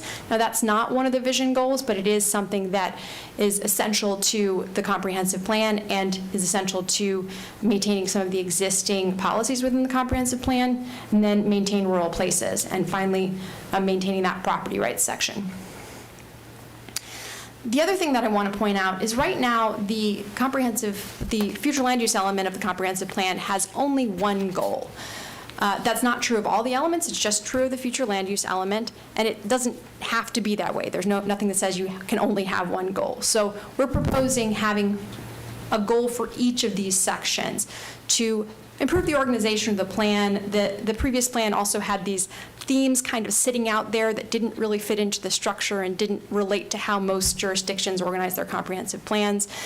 So addressing the goals in this way improves clarity as well as better aligning with how comprehensive plans are done across the state. So each one of these themes will actually be a goal within the comprehensive plan. The previous goal is for the future land use element is on the left side of your screen. It's fairly generic, and we think that the goals here that build on the Envision Seminole 2045 are much more specific and robust. And we'll go through a couple of those today. But as we mentioned, we do have another work session, so we're not covering everything today. So this first theme combined the Be Green and Protect Wildlife Vision Plan goals. And these are the vision strategies that came out of that related to wildlife corridors, water quality, wildlife-friendly practices on the wildlife side, as well as on the Be Green side, trees, sustainable landscapes, general water management, and green building practices. So how did those translate into the comprehensive plan? Well, this is the proposed goal for wildlife, natural resources, and sustainability: to protect wildlife, scenic beauty, and human health in the county through preservation and enhancement of natural habitats, sustainable management of vital natural resources, including air, water, energy, and land. One thing I did want to point out, the current comprehensive plan references the state constitution, which actually mentions scenic beauty as a right of Floridians. So that might sound a little bit aesthetic, but it's actually part of our state constitution, and that's something that we're carrying forward. Whereas the goals around protecting wildlife and human health are certainly more scientific in their basis.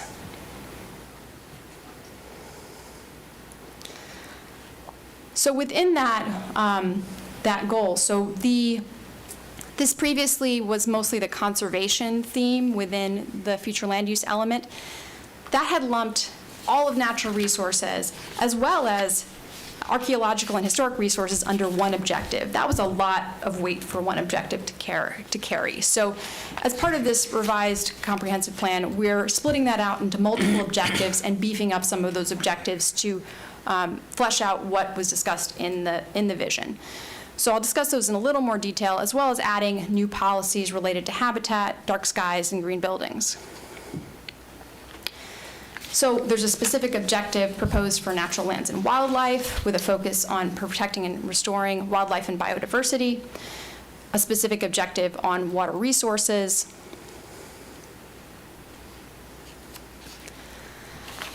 We talked during the Envision Seminole process about the state's efforts around the Florida Wildlife Corridor. There's already language in the comprehensive plan that talks about the importance of minimizing habitat fragmentation and connecting habitats as being really important to maintaining the health of species. Isolated habitats for species don't tend to do very well. They start to lose genetic diversity and decline over time. So having these habitats connected is really important. We're building on what's currently in the comprehensive plan and connecting that to the new state policies around those issues. But those larger natural habitats aren't the only important thing. We're also developing policies related to urban locations and how those can contribute to our natural environment. That's dealing on the natural side more with habitats around pollinators and birds, smaller species that you want in your backyard, as well as health and well-being, such as green buildings. So as I mentioned, consistent with the vision plan, we have a policy on green building practices. We also know trees are very important in Seminole County, so we've fleshed out more specifics around urban forestry as well as native vegetation. And this supports the already proposed updates to the Arbor Ordinance.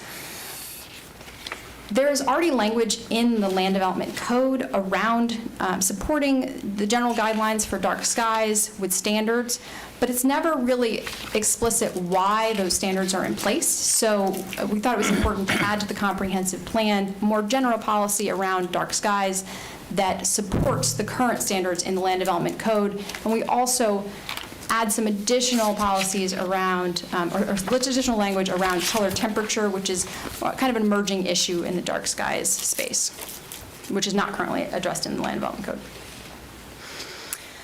Code.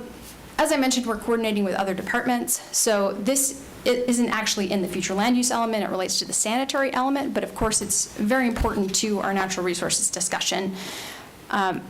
Already in the vision report, we had identified the need to talk about septic tanks and how we can strengthen the policies for connection to sewer and potentially look at more advanced septic tanks. Well, the state of Florida was thinking around the same lines and passed during the last session HB 1379, which strengthens policies around connection to sewer and requires more advanced septic for smaller lots in areas that are considered BMAPs, Basin Management Action Plan areas.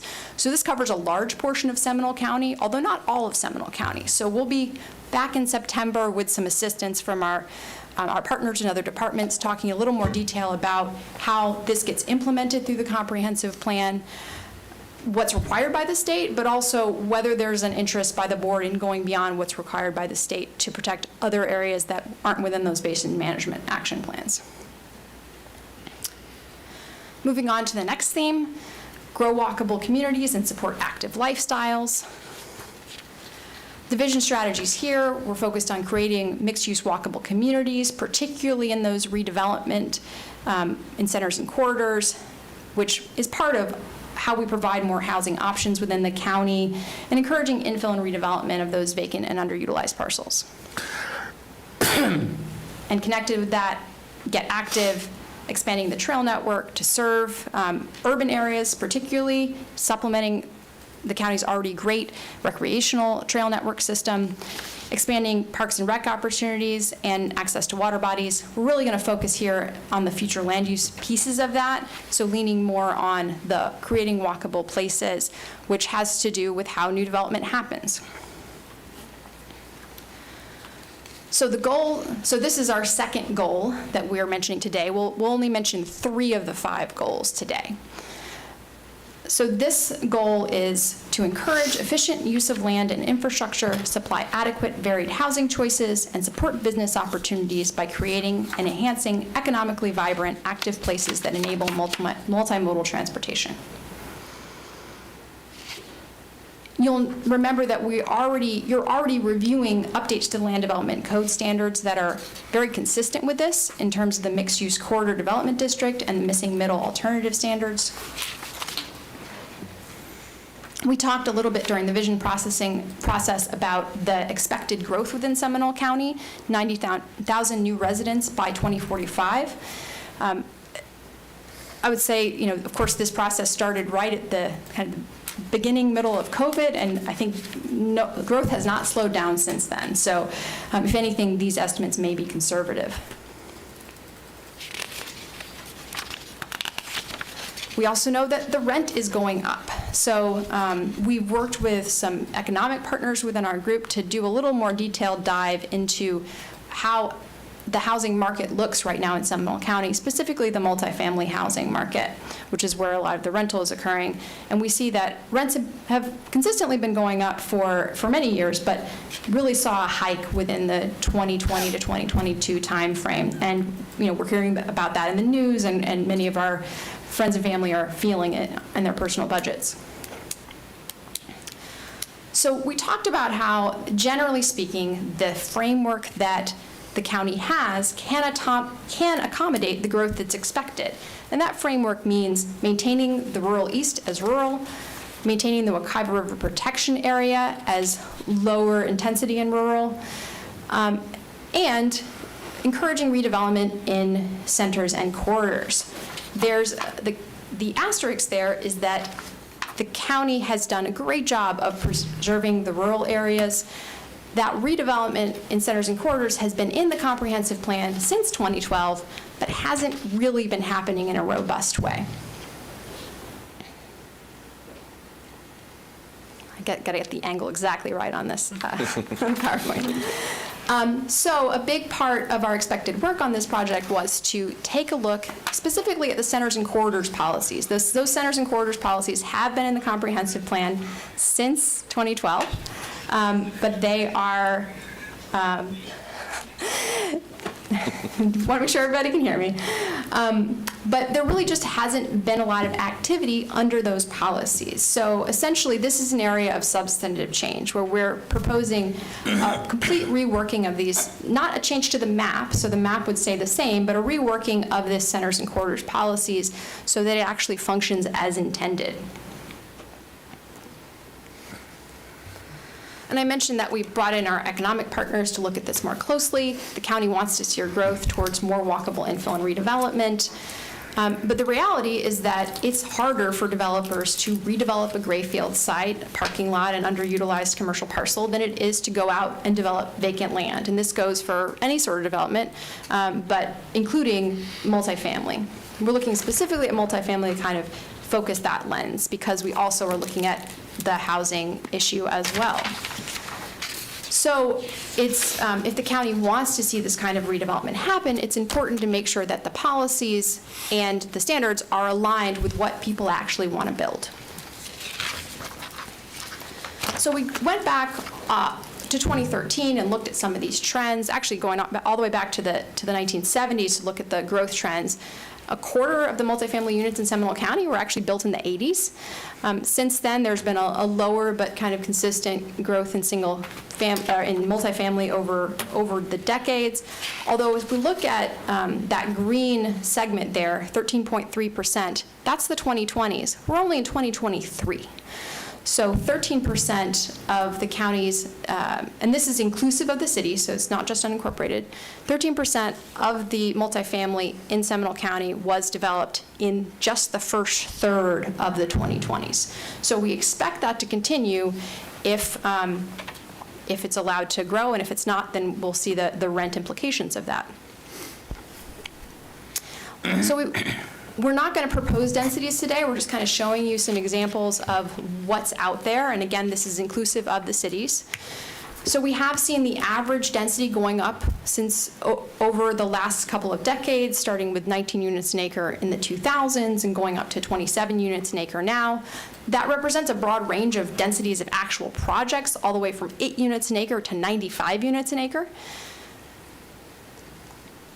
Another way we thought it was important to look at those numbers was surface parking. So why do we care about surface parking? Well, from an environmental standpoint, surface parking is not a positive impact on the environment. It's land that is used for, that basically creates environmental impacts. And as opposed to structuring that parking and being able to stack that environmental impact onto a smaller land area.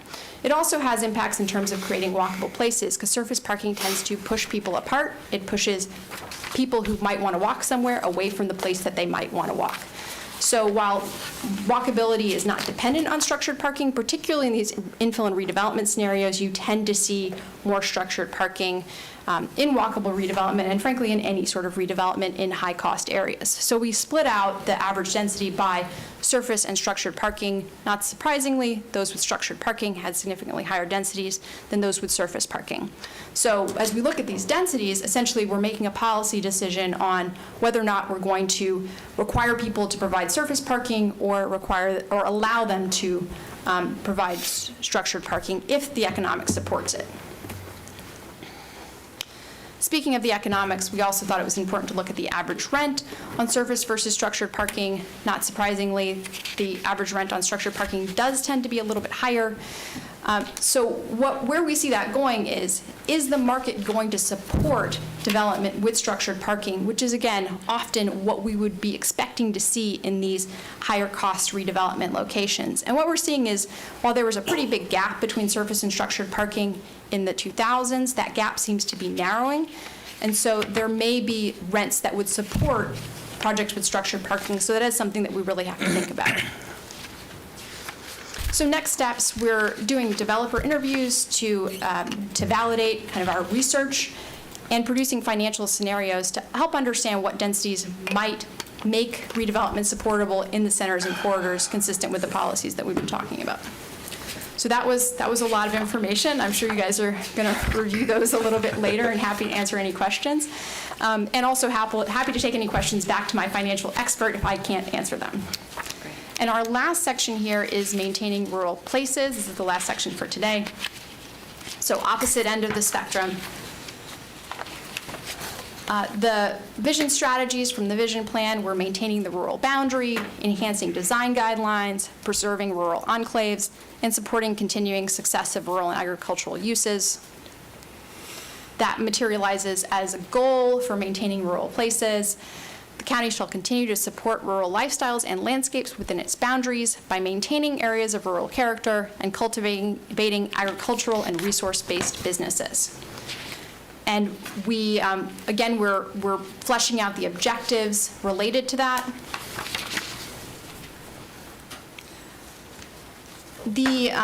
So one objective specifically related to rural character, and one thing that we're working through as we deal with this section is a lot of the rural character language right now is specific to the East Rural area.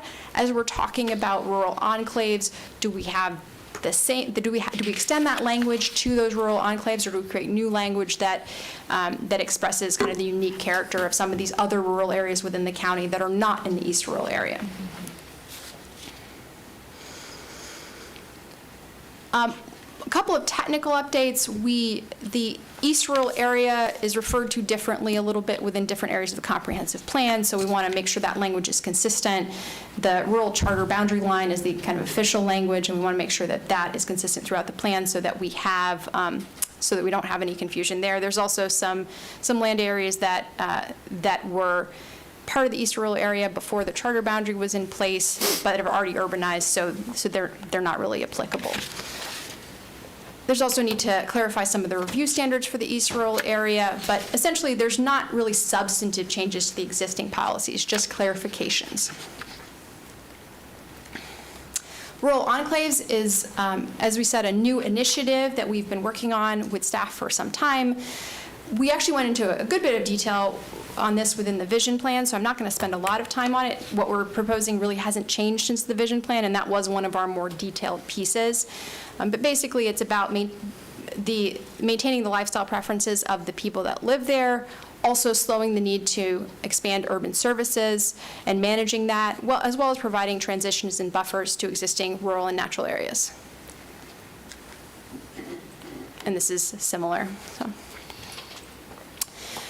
And last topic for today, cluster development. So we put this under the rural category, but as I'll discuss in the comprehensive plan, it's not limited to the rural areas.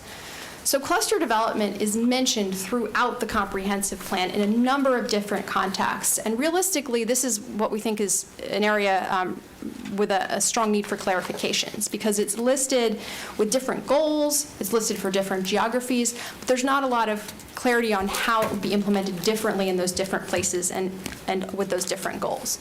So for instance, in some areas, it's talking about the need to preserve natural resources and wildlife habitats. Other places talk about rural character and ag land. Both of those could be admirable goals, but they actually could result in quite different solutions. And then there's urban open space, which is an entirely different context. So a couple of practical issues. There's some inconsistencies between the comprehensive plan and the LDC on how the clustering is dealt with. They're not necessarily conflicts, but it's not clear why they're different. So if we're going to maintain them as different, it's important to clarify why. And if we're not, then we may want to consider aligning those standards. So right now, the comprehensive plan in several places says that the intent of the clustering is not to allow for increased density. Currently in the Land Development Code, specifically in A10, there is a density bonus provision. So there's a need to line those up, either to change the language in the comprehensive plan to allow for that density bonus or to remove the density bonus from the Land Development Code. Similarly, there's a minimum of half an acre in the comprehensive plan, which is for clustering, versus an acre in the Land Development Code. Again, not necessarily a conflict. That half acre can be expressed through plan developments, but there's not really any guidance on why that would be different. So those are both things that we're looking at moving forward, and frankly would appreciate feedback on from the board if there are a sense of where the priorities should be here. So our next steps on here on clustering are to review clustering examples for the quality of the results, to see if they're resulting in essentially good projects that meet the goals, and which goals. To clarify the goals of clustering within the comprehensive plan. So if we are going to where we're going to maintain it, we want to make sure that it's clear. Are we having one clustering provision that meets multiple goals? Are we having different types of clustering that meet different goals? We would recommend for what we call urban clustering to not use that language, because it's really just not the best language for the types of moving density around that results in urban projects. Very typical in planned developments, but not really meeting those habitat goals that we expect clustering to meet. And we also think it's important, and this would not be part of this project, but on the follow-on, where there are standards in the comprehensive plan for clustering, making sure that all of those goals relate to clear standards within the Land Development Code, as opposed to right now, only the rural clustering has clarity within the Land Development Code, whereas a lot of different types of clustering are within the comprehensive plan. So that concludes my presentation. I'd be happy to hand it back to Rebecca. I'm sure there will be questions for you, Eliza. So stay close. So just to conclude before questions, our next steps are we are having a community meeting on August 17th, which is next Thursday, on the ear-based amendments. And then following that, we are going to be setting up individual briefings with each of the commissioners to go over the proposed changes to the comprehensive plan. And then following that, we are going to be doing the second workshop on September 12th. And as Eliza mentioned, the goal following the adoption of the ear-based amendments is to come back with an additional land development code changes that will implement the changes that we are proposing to the comprehensive plan. But just for clarification for the public, this is a separate process than what we're currently engaged in now with the land development code updates, which also have concurrent comprehensive plan amendments as well. And so you're going to need to say that probably a few more times and a little bit louder for the people in the back. Okay. So, and this was all part of the key strategic priorities effort, where growth management was identified as the #1 key strategic priority. And so all of these efforts are part of that. And I think we're making quite a bit of headway. And so with that, Eliza and myself are happy to answer any questions. Okay. What I'd like to do is just start with Commissioner Herr and work down the dais, if that's acceptable. Sure. Okay. First of all, I think that last clarification is ripe for a graphic that actually clarifies it, because I do think that is wildly confusing, not only to the public, but to some of our citizens and our staff. I mean, there's a lot of moving parts that are happening for us right now, and mostly in your area, Rebecca, God bless you, and you're doing a great job with it, as is Eliza. But clarification around all of this I think is critical. I do have a couple of points. I'll start from the back and sort of work up. With regard to clustering, and this is a insurance expert's perspective, so let me just start with that. It has nothing to do with insurance. I'm just declaring that I'm not an expert in this. But it seems to me that what we have done, our practice here, has been to increase density for clustering across the entire property piece. And that's been the major objection. Where I think the thought was that you would cluster to create green space. And therein lies the big debate on every single piece that we have that's clustering. And so I don't know where you put that in your world of all of those bullet points, but I think that is the greatest conflict that I think we have to resolve. And maybe it's a little bit of both. Maybe it's not, but right now it is up for debate on every single one that we see, as you well know. I'm not asking you for responses unless you feel compelled to respond, so I'm just going to keep going. I would tell you that it is really important to clarify that you only hit a few of these because property rights was left out of this discussion, and from my perspective, that has to be top of the priority list. We are obligated to maintain property rights, and that is often not in the public venom that comes before us, and that needs to be front and center in everything we do, quite frankly. The policies, from my perspective, for multifamily, and I would love for this to be a discussion in the developer interviews, need to favor multifamily ownership. So we have somehow, and this does get blamed on insurance, and quite honestly, I don't buy it. We have moved away from condos and to apartments, and in our country, the single greatest way to develop generational wealth for folks that historically have not had it is through ownership of property. And we are taking that away from the next generation with these exorbitant rent levels that are just expected to perpetuate. So that entry-level housing into a condo is where a lot of us started, and I don't see that being an opportunity for the people today that are in their 20s. That's very important to me.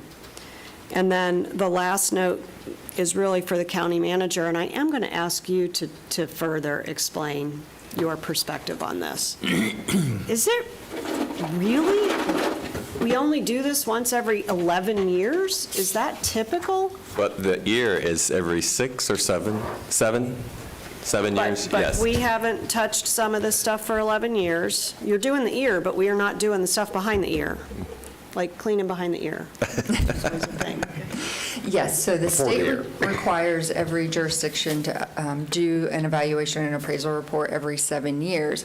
However, in about, I believe in 2011, they passed new legislation that required that you didn't have to do a full study any longer. You could simply submit a letter stating that you have no updates, or you're only doing the minimal required updates based on any legislation since your last 7-year evaluation and appraisal. Just my 2 cents worth on this is that, coming in as the newest member of this board, that a lot of what we wrestle with in all of these hearings is the fact that the language hasn't been cleaned up in a meaningful way for a long number of years, and I would just like to see us not keep that as a practice. Right. I think it's really hard on staff. I think it's really hard on our budget because we pay for staff to engage with all of this hours of time with interpreting between these language discrepancies, and there's got to be a more efficient way to do it. Not even to mention the amount of money that gets spent by developers to wrestle with us. Right. We got to get a better handle on this. I think it just And I understand it in process with all the the time. 2045 Envision Plan also needed, spurred this as well for us to make changes. And as my review that I'm doing over the last couple of months, just not only in Rebecca's area, I'm finding like our administrative code, our policies, there are so many things that really need to be looked at on a regular basis. So now that we have our new county attorney here, I'm so happy with, we're going to be working on a plan just to rotate those and to update those on a regular basis, so you're not afforded with all this all at once. So we are definitely looking at that as well. Thank you. And I think it's something that was recognized by the board during the retreats, and that's why we've begun this process. And so we are doing this comprehensive update to the Land Development Code and the comprehensive plan, because I think in previous practice it was done piecemeal, and I think that's why we have so many inconsistencies. Commissioner Delary. Thank you, Madam Chair. I would agree with Commissioner Herr's comments. I'm not going to repeat them, because I think, being honest with you, there's no reason to repeat them. So I just don't want my silence be thought that I'm not agreeing with her, because I do agree with the Commissioner. So just put a pin in that, if you don't mind. Got it. I'm glad that we're looking at some of the items that you talked about. I think definition is going to be the key thing. Most people don't understand what dark skies are, just like most people don't understand what quiet zone is for railroads. They're not quiet, just that they have the option to. Most people don't understand truly what the definition of what dark skies would be, so I'm looking forward to seeing what that definition is so that people can try to understand it. You did talk about the new House Bill 1379, which has to do with sanitary and septic sewers. I'd like to see more information on that, because what I'm concerned about is not just from the environmental standpoint, but if we do go and increase that requirement above the state, what does that cost? And so I'd like to see some information on that. You talked about a little bit about walkable communities. Please talk to the roads department, Mr. Dredge, because I do walk quite a bit in this community, and I'm amazed on how when you walk, you're taking your life in your own hands. And so I'm going to be looking at not just development review people, but Mr. Dredge, and maybe we all need to just go for a walk. You'd be amazed what you see out there or don't see out there. Part of a walkable community is education. There's many people that don't understand that you have to go slow sometimes in certain areas, because people do speed more aggressively than people sometimes would imagine. And I want to make sure that you're all talking to that side of the room as well. When it comes to density and open space, I'm looking to have additional conversations on that, because depending upon if you're in the urban area or different types of urban area, maybe the density needs to change, and it needs to be addressed. So looking forward to that, as well as multifamily. I do realize that there's a need, but cities are addressing quite a bit of the multifamily need, and I want to make sure that we understand what the total need is of the county, excuse me, so that people understand that when they're building all the large multifamily units in the Longwood area, we did not approve those. That's the city of Longwood. And it'd be nice to know where all the multifamily is happening, and to keep that updated as possible. And that goes to the market analysis. I'd like to have you talk to the realtors, because when you talk about surface and structured parking, that will increase, as you did in your chart, the cost of rent, and it'd be nice to know how that's going to address that. You did talk about maintaining the rural area, as we all would support, but I want to make sure that we also talk about the Wakawa protection area as well. That's just as equally as important. Commissioner Herr talked about clustering. Thank you very much. She talked about property rights. I think that's very right on point as well. But you talked about water, and I want to make sure that we're talking to our environmental people, because we are getting an overall master plan from our environmental people, correct, Mr. Gray? Yes. And we are talking about One Water. Yes. And I'd like to see how that actually flows into your area as well, no pun intended. Those are my comments, Madam Chairman. Thank you very much. Thank you. Commissioner Zembauer. Thank you, Madam Chair. I'll try to be as brief as possible. This feels like an old mule I had one time on a hunting trip. Is no matter how long and hard I bribed it or beat it, we could never get it to the top of the mountain. It seems like we've been dealing with this since the day that Commissioner Lockhart and I arrived here in 2018. I've got some concerns. My first question for staff is, I know we've been discussing a lot of this for multiple years, and we're working on Land Development Code now, the air amendments. Is staff or anybody on staff currently invoking any of these updates on current developments that have not been approved by this board? No, we are not enforcing this. We do have some planned developments that are utilizing or proposing to utilize some of the updates in terms of like parking and EV charging stations and things like that. They're voluntarily including those within conditions within their PDs. Sure. On those same PDs, is staff currently encouraging some of these to be adopted? On the one that I'm speaking of, the changes to the DO were based on recommendations by the Board of County Commissioners. Okay. I'm not sure that quite answers the question I'm asking, but okay. No, staff is not requiring any existing developments to adhere to the proposed land development code updates. If the developer, in terms of PDs, is requesting waivers to current code, a lot of times we're saying they can propose what's being brought forward with the new land development code changes, if that makes sense. Sure, thank you. Economic impact statement, I would like to see what the economic impact is, and I know this is not Rebecca's department, this is going to be more of our finance people to understand, working with them, what impact this is going to have on the revenue to this county with these changes, but I also would like to see an economic impact on the property owners or developers on what this additional layer may cost them. If that's something that we would possibly be able to wrap our arms around. And then I'm sorry. Oh, I'm sorry, excuse me. Go ahead. I was just going to mention, as part of this process, we are going to be doing developer interviews, and then Eliza is working with her economic team to look at what the impacts of the proposed changes would be. Great, good, thank you. I will tell you that I'm not interested in transect zoning, which sounds like where we may be headed with some of this clustering discussion. Orange County has used that. They used that on the Grove. They have proposed that for the Lake Pickett area. I think it's a train wreck type zoning. It's more of a urban type montage of puzzle piecework on a piece of property that I don't know that this board is really going to be interested in, but we should understand that.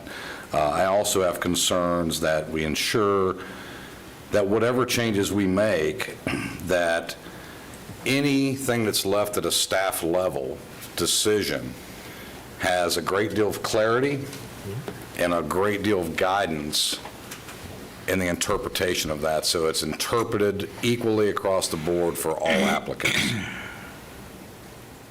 And not because somebody may think this or want this versus want something else on a different property. Otherwise, I think it needs to come to this board for a decision. And that's all I've got to say. Thank you very much for all the work you all are doing. Thank you very much. And just to clarify, this particular process is for goals, objectives, and policies to the comprehensive plan, so they're fairly high level and broad. But of course, when we do come back to implement them through the land development code, we'll definitely keep that in mind. Great, thank you. Commissioner Constantine. Thank you. When you go last, it's kind of hard that sometimes you do repeat things, but I just wanted to go by what I heard from the others. First of all, thank you for bringing forth this. We understand that the EAR has to be done. It's nice to see that we are making progress on this.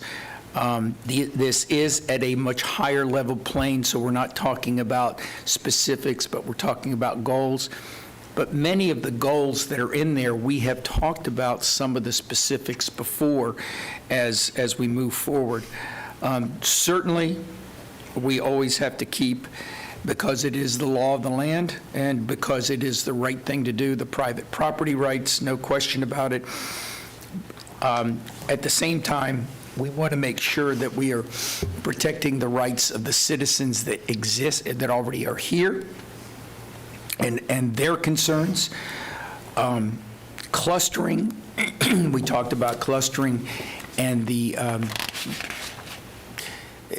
concern about, where the advantages are. I think the advantage of clustering is simply, for us, the more open space, but for the development community, it's not about increased density, it's about the consolidation of costs when you are able to do things. So that's their benefit. We should not be giving additional bonus credits for clustering, in my opinion. Multifamily, I was concerned about the increase in the density. I didn't see that that was separated from the cities to the counties, or the county. And I think that in the cities where the infrastructure in a consolidated way exists, that we could have more density, but in the suburban and the rural area, which is hopefully the definition of a county, we would have less of a density when it comes to multifamily. And I do agree that there is a much less emphasis in condominiums, and that would be something that would be very beneficial if we could, of course, that is a subject of the marketplace, but it would be wonderful if we could find a way to make that more of a benefit to the development community. I concur with the fact that, and we have done this in piecemeal ways, but I was glad to hear about the county manager, and that this is something, as we have talked about, impact fees needed to be, a lot of things in this county was, if it ain't broke, don't fix it. But since we never looked at it, we didn't know whether it was broke or not. So there's a lot of things that we should inherently put into the process that we do a real comprehensive look at in a shorter period of time as we move forward. As far as the septic tanks, that's the law of the state. Now, that is not something that we can look at and decide where it's going to be. That, as I've been saying, we need to put in the enhanced septic tanks in Seminole County. Well, now it's the law of the land, and we need to do that. And so that we have, at the very least, the best protection we can when putting in septic tanks in Seminole County. And then I concur with what one thing that Commissioner DeLaurie said. We spent a lot of time in it, and rightfully so, on the protection of the rural boundary on the east. But we really need to put in as many protections as we can with the water quality that is going down in the Wekiva and its tributaries. The fact of the matter is, we really need to have a stronger, comprehensive look at protecting that boundary and making sure that all of our laws are at least minimum to what the Wekiva Parkway and Protection Act is. Rebecca, would you like to clarify the septic tank issue in BMAPs? Sure, that would be great, thank you. And then I have some items, but I want to give you an opportunity to do that. Sure, and we actually have a map that we can show.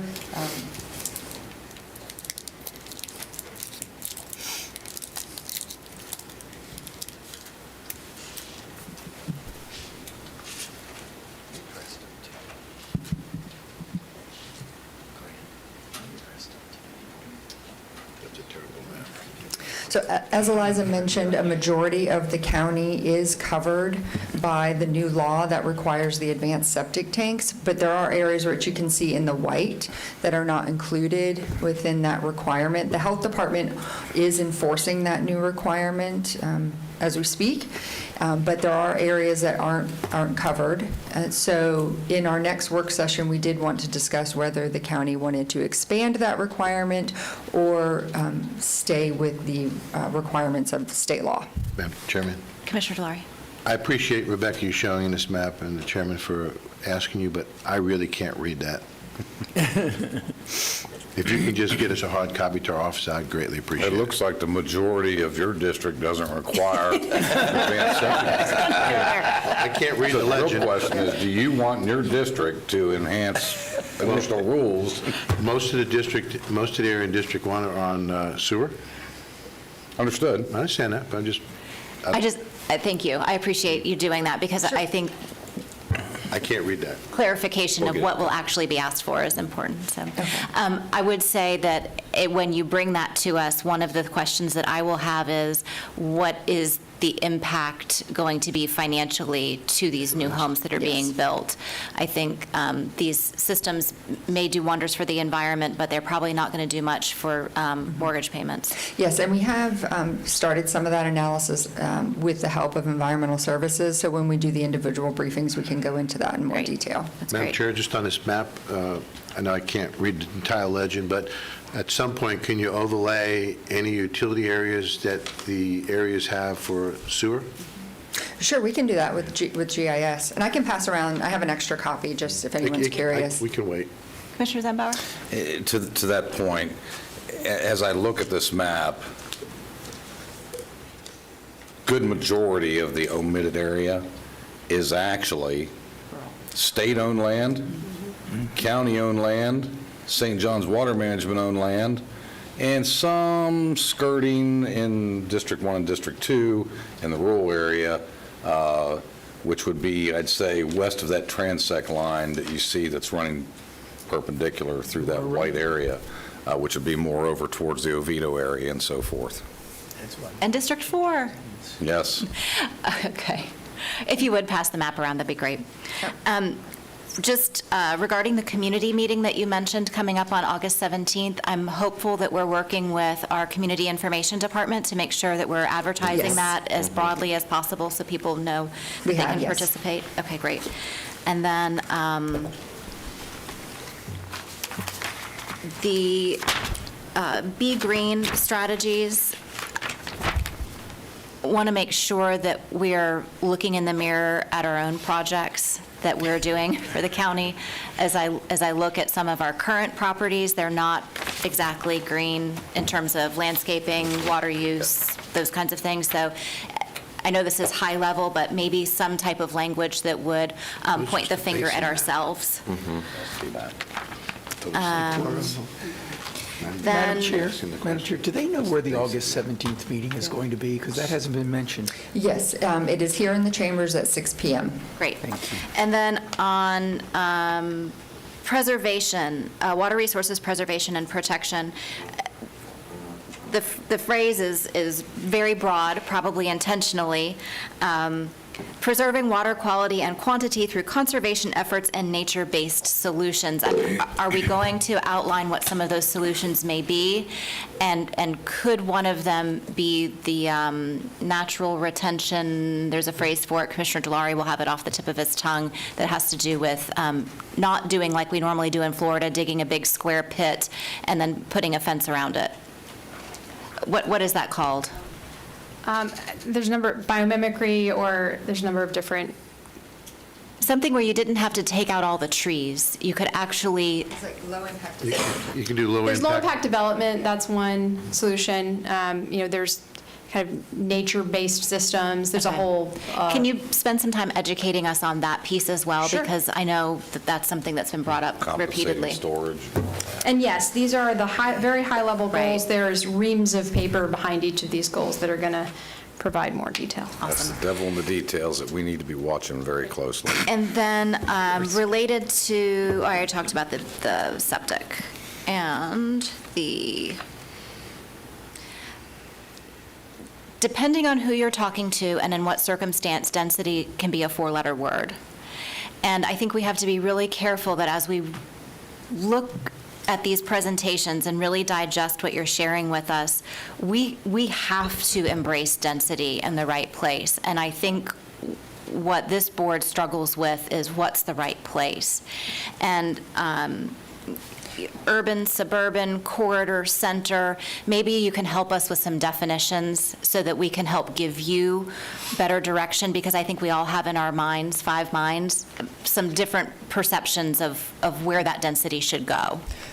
And that's what staff's proposing as part of the centers and corridors. We have existing comprehensive plan language that it's not effective.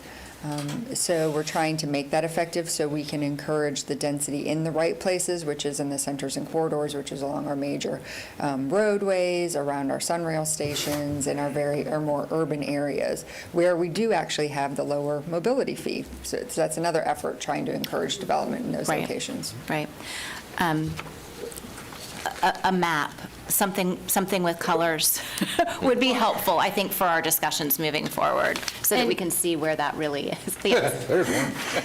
Different map, but I just will, if you don't mind, pull up the centers and corridors map. If I wasn't explicit enough about this, our primary focus for this research was related to the centers and corridors. At this point, we're not proposing any changes to that geography. It's an existing overlay in the comprehensive plan. There could be some around the edges in terms of what exactly are the underlying future land uses, but basically we would stick within these boundaries. If there's feedback that these boundaries are not correct, we would certainly want to hear that. But this is the primary focus of the research. I think that's really helpful, and if we could even zoom in, have some insets of where those red lines are, enlarged. I think some of those areas we might think of as being suburban because of how they're currently developed and what those neighborhoods currently look like, and they might be identified as being the places for more dense development, which is fine, but we just need to look at a more granular level, I think. Commissioner Zembauer, if I could just finish one more thing here, that'd be great. The developer interviews, can you be sure that we highlight developers who are actively involved and engaged in development in this community? Okay. And not, there are a lot of wonderful developers who are engaged, but they haven't built anything in 20 years. And so, we want to make sure that people who are currently developing are who you're getting feedback from. Commissioner Zembauer. Just to follow up on that, a couple things. I would reach out to GOBA and the Greater Orlando, or the Home Builders Association, to make sure that we're covering all those that would want to weigh in on this topic.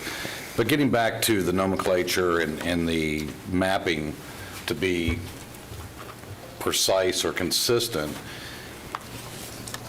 and it was started out in this presentation about bringing some consistency to different areas of the code, and sometimes we confuse people just by some of the things that we do from a nomenclature standpoint, but this impact fee that we spend so much time on and putting in the zones across the county, that should be a consideration on some kind of overlay, because if your zoning and your density doesn't match what your impact fee map says, the argument's going to be, well, wait a minute, I can do this over here, but your impact fee structure is not set up for me to do this over here.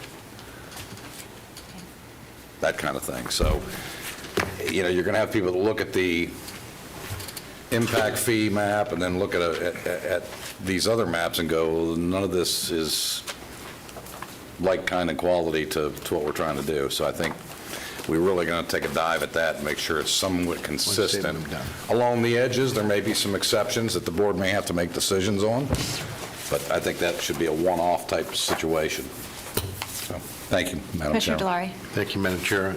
There's been many times we've had conversations on that same note that Commissioner Zembauer was talking about, and we talked about transit and transportation and getting to buses and rail, et cetera, and I've always asked for that definition of what that is, and I'll be looking forward to see what that definition is.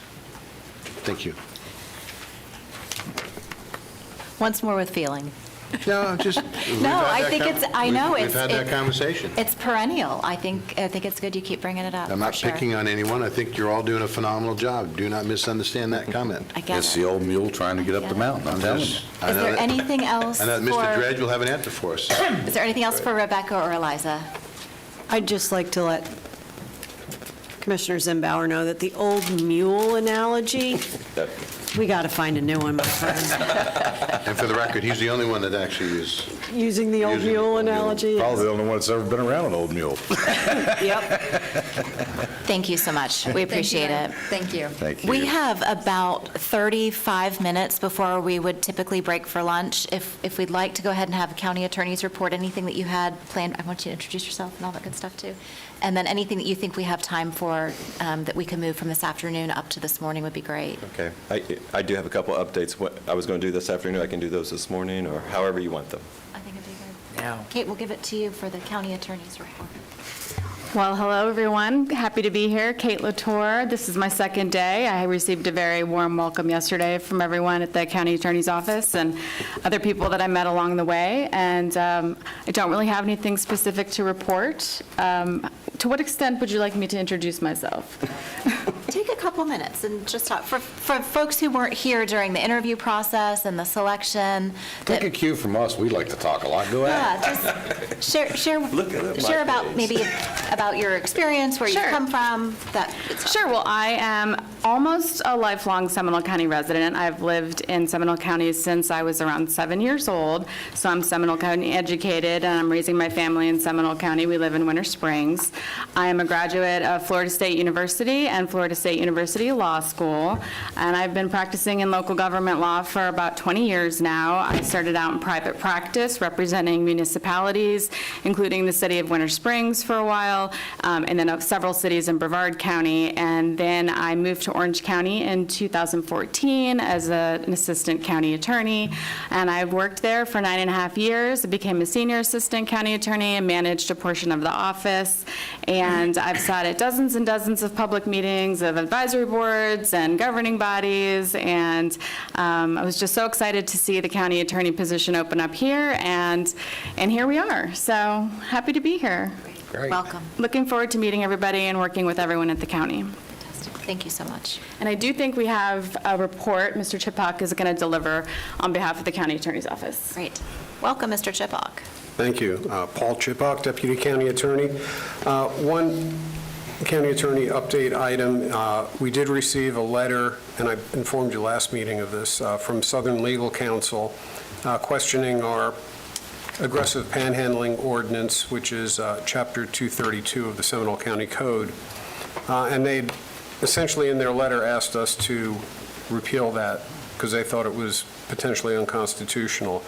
We did send a letter of acknowledgement to them and said we would get them a response by August 11th. During the interim time, we have done an analysis of our ordinance, looked at the case law that they provided, and we believe that our ordinance is dealing with, and we are regulating non-expressive conduct. We're not regulating speech, so we're not preventing panhandling from occurring. We are regulating the non-expressive conduct that it can't be done in a threatening manner.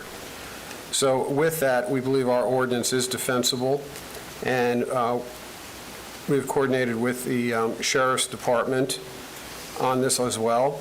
And our recommendation to you at this point is that we send a letter back to the Southern Legal Counsel stating that we are in support of our ordinance and we are not in a position at this time to repeal it or suspend it. So I would just like your concurrence before we send that letter out. Any questions or comments for the county attorney's office? Commissioner Constantine? only that if that's a motion, I will make it. Second. Got a motion from Commissioner Constantine and a second for Whoever. everybody. Terry, give it to whoever you want. I will. Okay. Before you vote, I'd just like to caveat that while our legal opinion is that the ordinance is defensible, defensible means we may have to provide that defense. Sure. So this is not a waiver of possible legal challenge to our ordinance. I think the board recognizes that. I just for wanted to sure. state that for the record. That's though. good. Sure. Yep. Any further discussion or questions? Not on that matter. All those in favor say aye. Aye. Any opposed? Motion passes unanimously. Thank you very much. Did you have a different question? Yep. Inquiry, just if I may, Madam Chair, to the county attorney's office, and I do not want this to be taken wrong by any of the attorneys in this room. I have a concern, since we've shifted gears with county managers and county attorneys over the last year and a half, I need some kind of assurances that what has been worked on by the existing county attorney, Mr. Chipok and Mr. Applegate, is clearly there's some kind of transition of fully understanding what's being worked on in that office for the past couple of years is clearly being transformed to the new county attorney seamlessly, up to speed, and this board understands that has happened.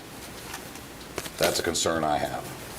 And I'm not saying... In one day. Welcome aboard, Kate. Well, that was going to be my response. Yesterday was a very busy day. I have a meeting scheduled with Mr. Applegate for tomorrow. There are several matters that I know he wants to discuss with me, but in the 24-plus hours that I've been here, I've received nothing but the full support of the county attorney's office. They've indicated in multiple ways in their actions and words that things will be seamlessly transitioned to me. I would just ask for your patience as I get up to speed on the issues. As you know, there are several very complex issues that the county attorney's office is currently working on, and I'm going to do my best to just get up to speed as quickly as I can, and I have full faith in the team that I work with. So, and as do I. And my concern is because of those complicated matters that we do have going on, there are many lower-level items that have not been attended to, that I think we need to be looking at or resurrecting, or at least getting a briefing on from the standpoint of where they lie or where they stand. I think this board needs a comfort level from the transition, that everything is truly being transitioned, even those little bitty, maybe seems not like a big deal issue for the county attorney's office moving into your reign. So for clarification, are you asking for these to be outlined, the items, so that you can see them? Or are you... I would like an outline, yes, ma'am. Okay. I thought maybe that was where we were headed. I just wanted to make sure, because it wasn't actually stated that you wanted that in writing, but I thought that might be where you were going with that. Madam I think that'd be wise. Commissioner Delory. And just for the record, myself and our staff, as well as Mr. Gray, has already met with the new county attorney, Catherine LaCour, and we've actually updated her as the best we could. It probably took about an hour and a half yesterday regarding Sunrail, and I appreciate her patience because there's just a lot of information there. Am I correct, Paul? Much information, yes. I think it would be a really good idea maybe for Commissioner Zembauer and Kate to sit down sooner rather than later so that you can share what you envision and what those expectations are. Happy to do it. Because I'd hate for too much time to go by and have Kate thinking that she's doing what was asked and Sure. then that's not what you got. Absolutely. So, And again, I'm not making any aspersions. I'm just saying. Right. There's been a lot of transition and movement in the last 2 years, and I'm not so sure we've tracked each one of those. And I've made some inquiries that give me some kind of concern that we got pending and more important things. We've left little things lay by the wayside, not that they're not big things, but they truly need attention, and we need to make sure that. and I hear your concern, Commissioner, and I do plan on requesting meetings individually with each of you to talk about items that are pending, concerns you may have, anything you want to discuss with me now that I'm officially on the job. Great. Good stuff. That's all I have, Madam Chair. Thank you. Thank you. Anything else from the county attorney's office? Not at this time. Okay. Mr. Gray. Yes, thank you, Madam Chairman and Commissioners. 2 items that I would like to bring up, but first, I'd like to welcome our new Communications Director. Chris Patton is here with us today, so he is scheduling individual meetings with your offices. I think they already have.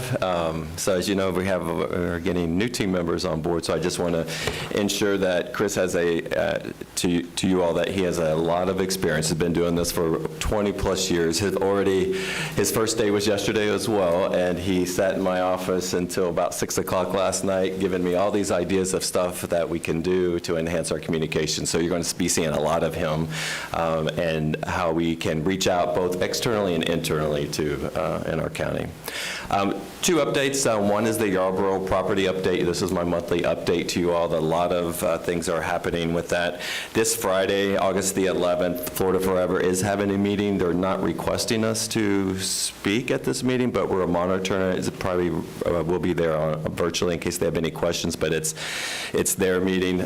Next Tuesday, August the 15th, as you all know and been directed to me, I have been meeting with the representatives from the Yarborough family. So we are looking, Commissioner Hurd, to look at it this week as well, but the meeting right now is scheduled for next Tuesday. You know, as this application moves through the process, and it's been moving expeditiously through the process, we are also working with the family's representatives, and I call it a plan B, C, D, and E that I want to bring to the board if this application is not successful. We're having a lot of indications that it's good, but you know, we don't know until we know. At the end of this month, August the 29th, at the Volusia County Commission building in their chambers is the public hearing for our application for the Yarborough. There's actually 2 applications being heard that afternoon. They haven't requested us to make a presentation, but we're going to we'll be there, we'll be ready, but this is part of their process that they have to have a public hearing for the pending applications. Then all eyes are set on October the 13th, and that is when the Florida Forever, the Art Committee, actually meets, and we will get a good indication if this is going to be on the list or not. They won't necessarily make a motion to put it on the list at that point, but we'll get a very good indication. As you all know, we have been told early in the process that we should not participate funding-wise in this as it goes through due to various reasons. This may give us an opportunity to say, hey, you know, this is will the county, because we had to answer a question on the application, would we contribute financially to this as well, and we did check that box, yes. So we should get some indication that this could be a partnering application if it moves that way. It will not be until December or January then it actually, you know, gets formally put on the list if they move it forward. So I will be, I have slated, I'm getting ready to talk to Ms. Kuntz about this, the last meeting in October, first meeting in November with the board meeting. We should, based on that October meeting with Florida Forever, I should have a better indication that I want to bring back to you also, then we can start strategizing and planning that we may need to do some sort of contribution or something before the end of this calendar year. So I want to make sure I bring that back to the board as well. But we have been meeting with their representatives. Christian Swinson and myself have, and again, we have a meeting set up with them. So stay tuned. I'll be keeping all of you up to speed on that. And then thank you again for the meeting that we had a couple weeks ago regarding our dioxin, 1,4-dioxin. Just wanted to give you an update since that meeting, what we have been doing. As you know, we've got an agreement with our consultant, Corollo. They're already doing their data analysis and really looking into all of our testing and procedures, so we are meeting weekly with them. We also are expanding our testing on all of our wells, just not in the northwest section. We're doing the whole county, just as a precaution, just so we have the data, and we're going to be doing that on a monthly basis. I actually had a meeting with all the city managers yesterday, and all of them have indicated, whether they're in this plume area or not, that they are going to be doing testing. They've already started doing testing as well. In fact, the city of Altamont have already told me that they've already done it, and there's no sign of dioxin in their southern part of the county, so as we know, the water flows north. So, but they all are listening, they're all taking their special precautions as well. We immediately reached out to the health department, so I'm glad Mr. Johnson's on board now, as well as the soil conservation office, Ms. Milch's office, the cooperative extension. Due to the private well situation that we have here, we want to ensure that we are doing an educational outreach to our residents and business owners, and just not directing them to the health department, that we are actually assisting and helping them. So Kim Ornberg and her group is working with each of those groups, and you'll be seeing more communication on that and really helping them to get tests and what it means and all of that stuff. We have our website already set up to actually help that with them now, but we're going to take an extra step to ensure that we're just not sending them somewhere else, that we're actually holding their hand as they go through the process. I plan to give you regular updates at the meetings on this just over the next couple of months, just to ensure everything's taken care of. And of course, if you need individual meetings, or if you need me out in the community or any of our staff, we're more than happy. I actually was a guest at the Central Florida Hotel Lodging Association's meeting that they had here last week with all the hoteliers, which a lot of them are up in that area, and the question was about water. So it gave me a great opportunity not to only to introduce myself to them, but then talk to them and update them about the dioxin issue as well. So thank you. Great update. Any questions for Mr. Gray? No. All right. We will break until 1:30 and come back for our afternoon public hearings.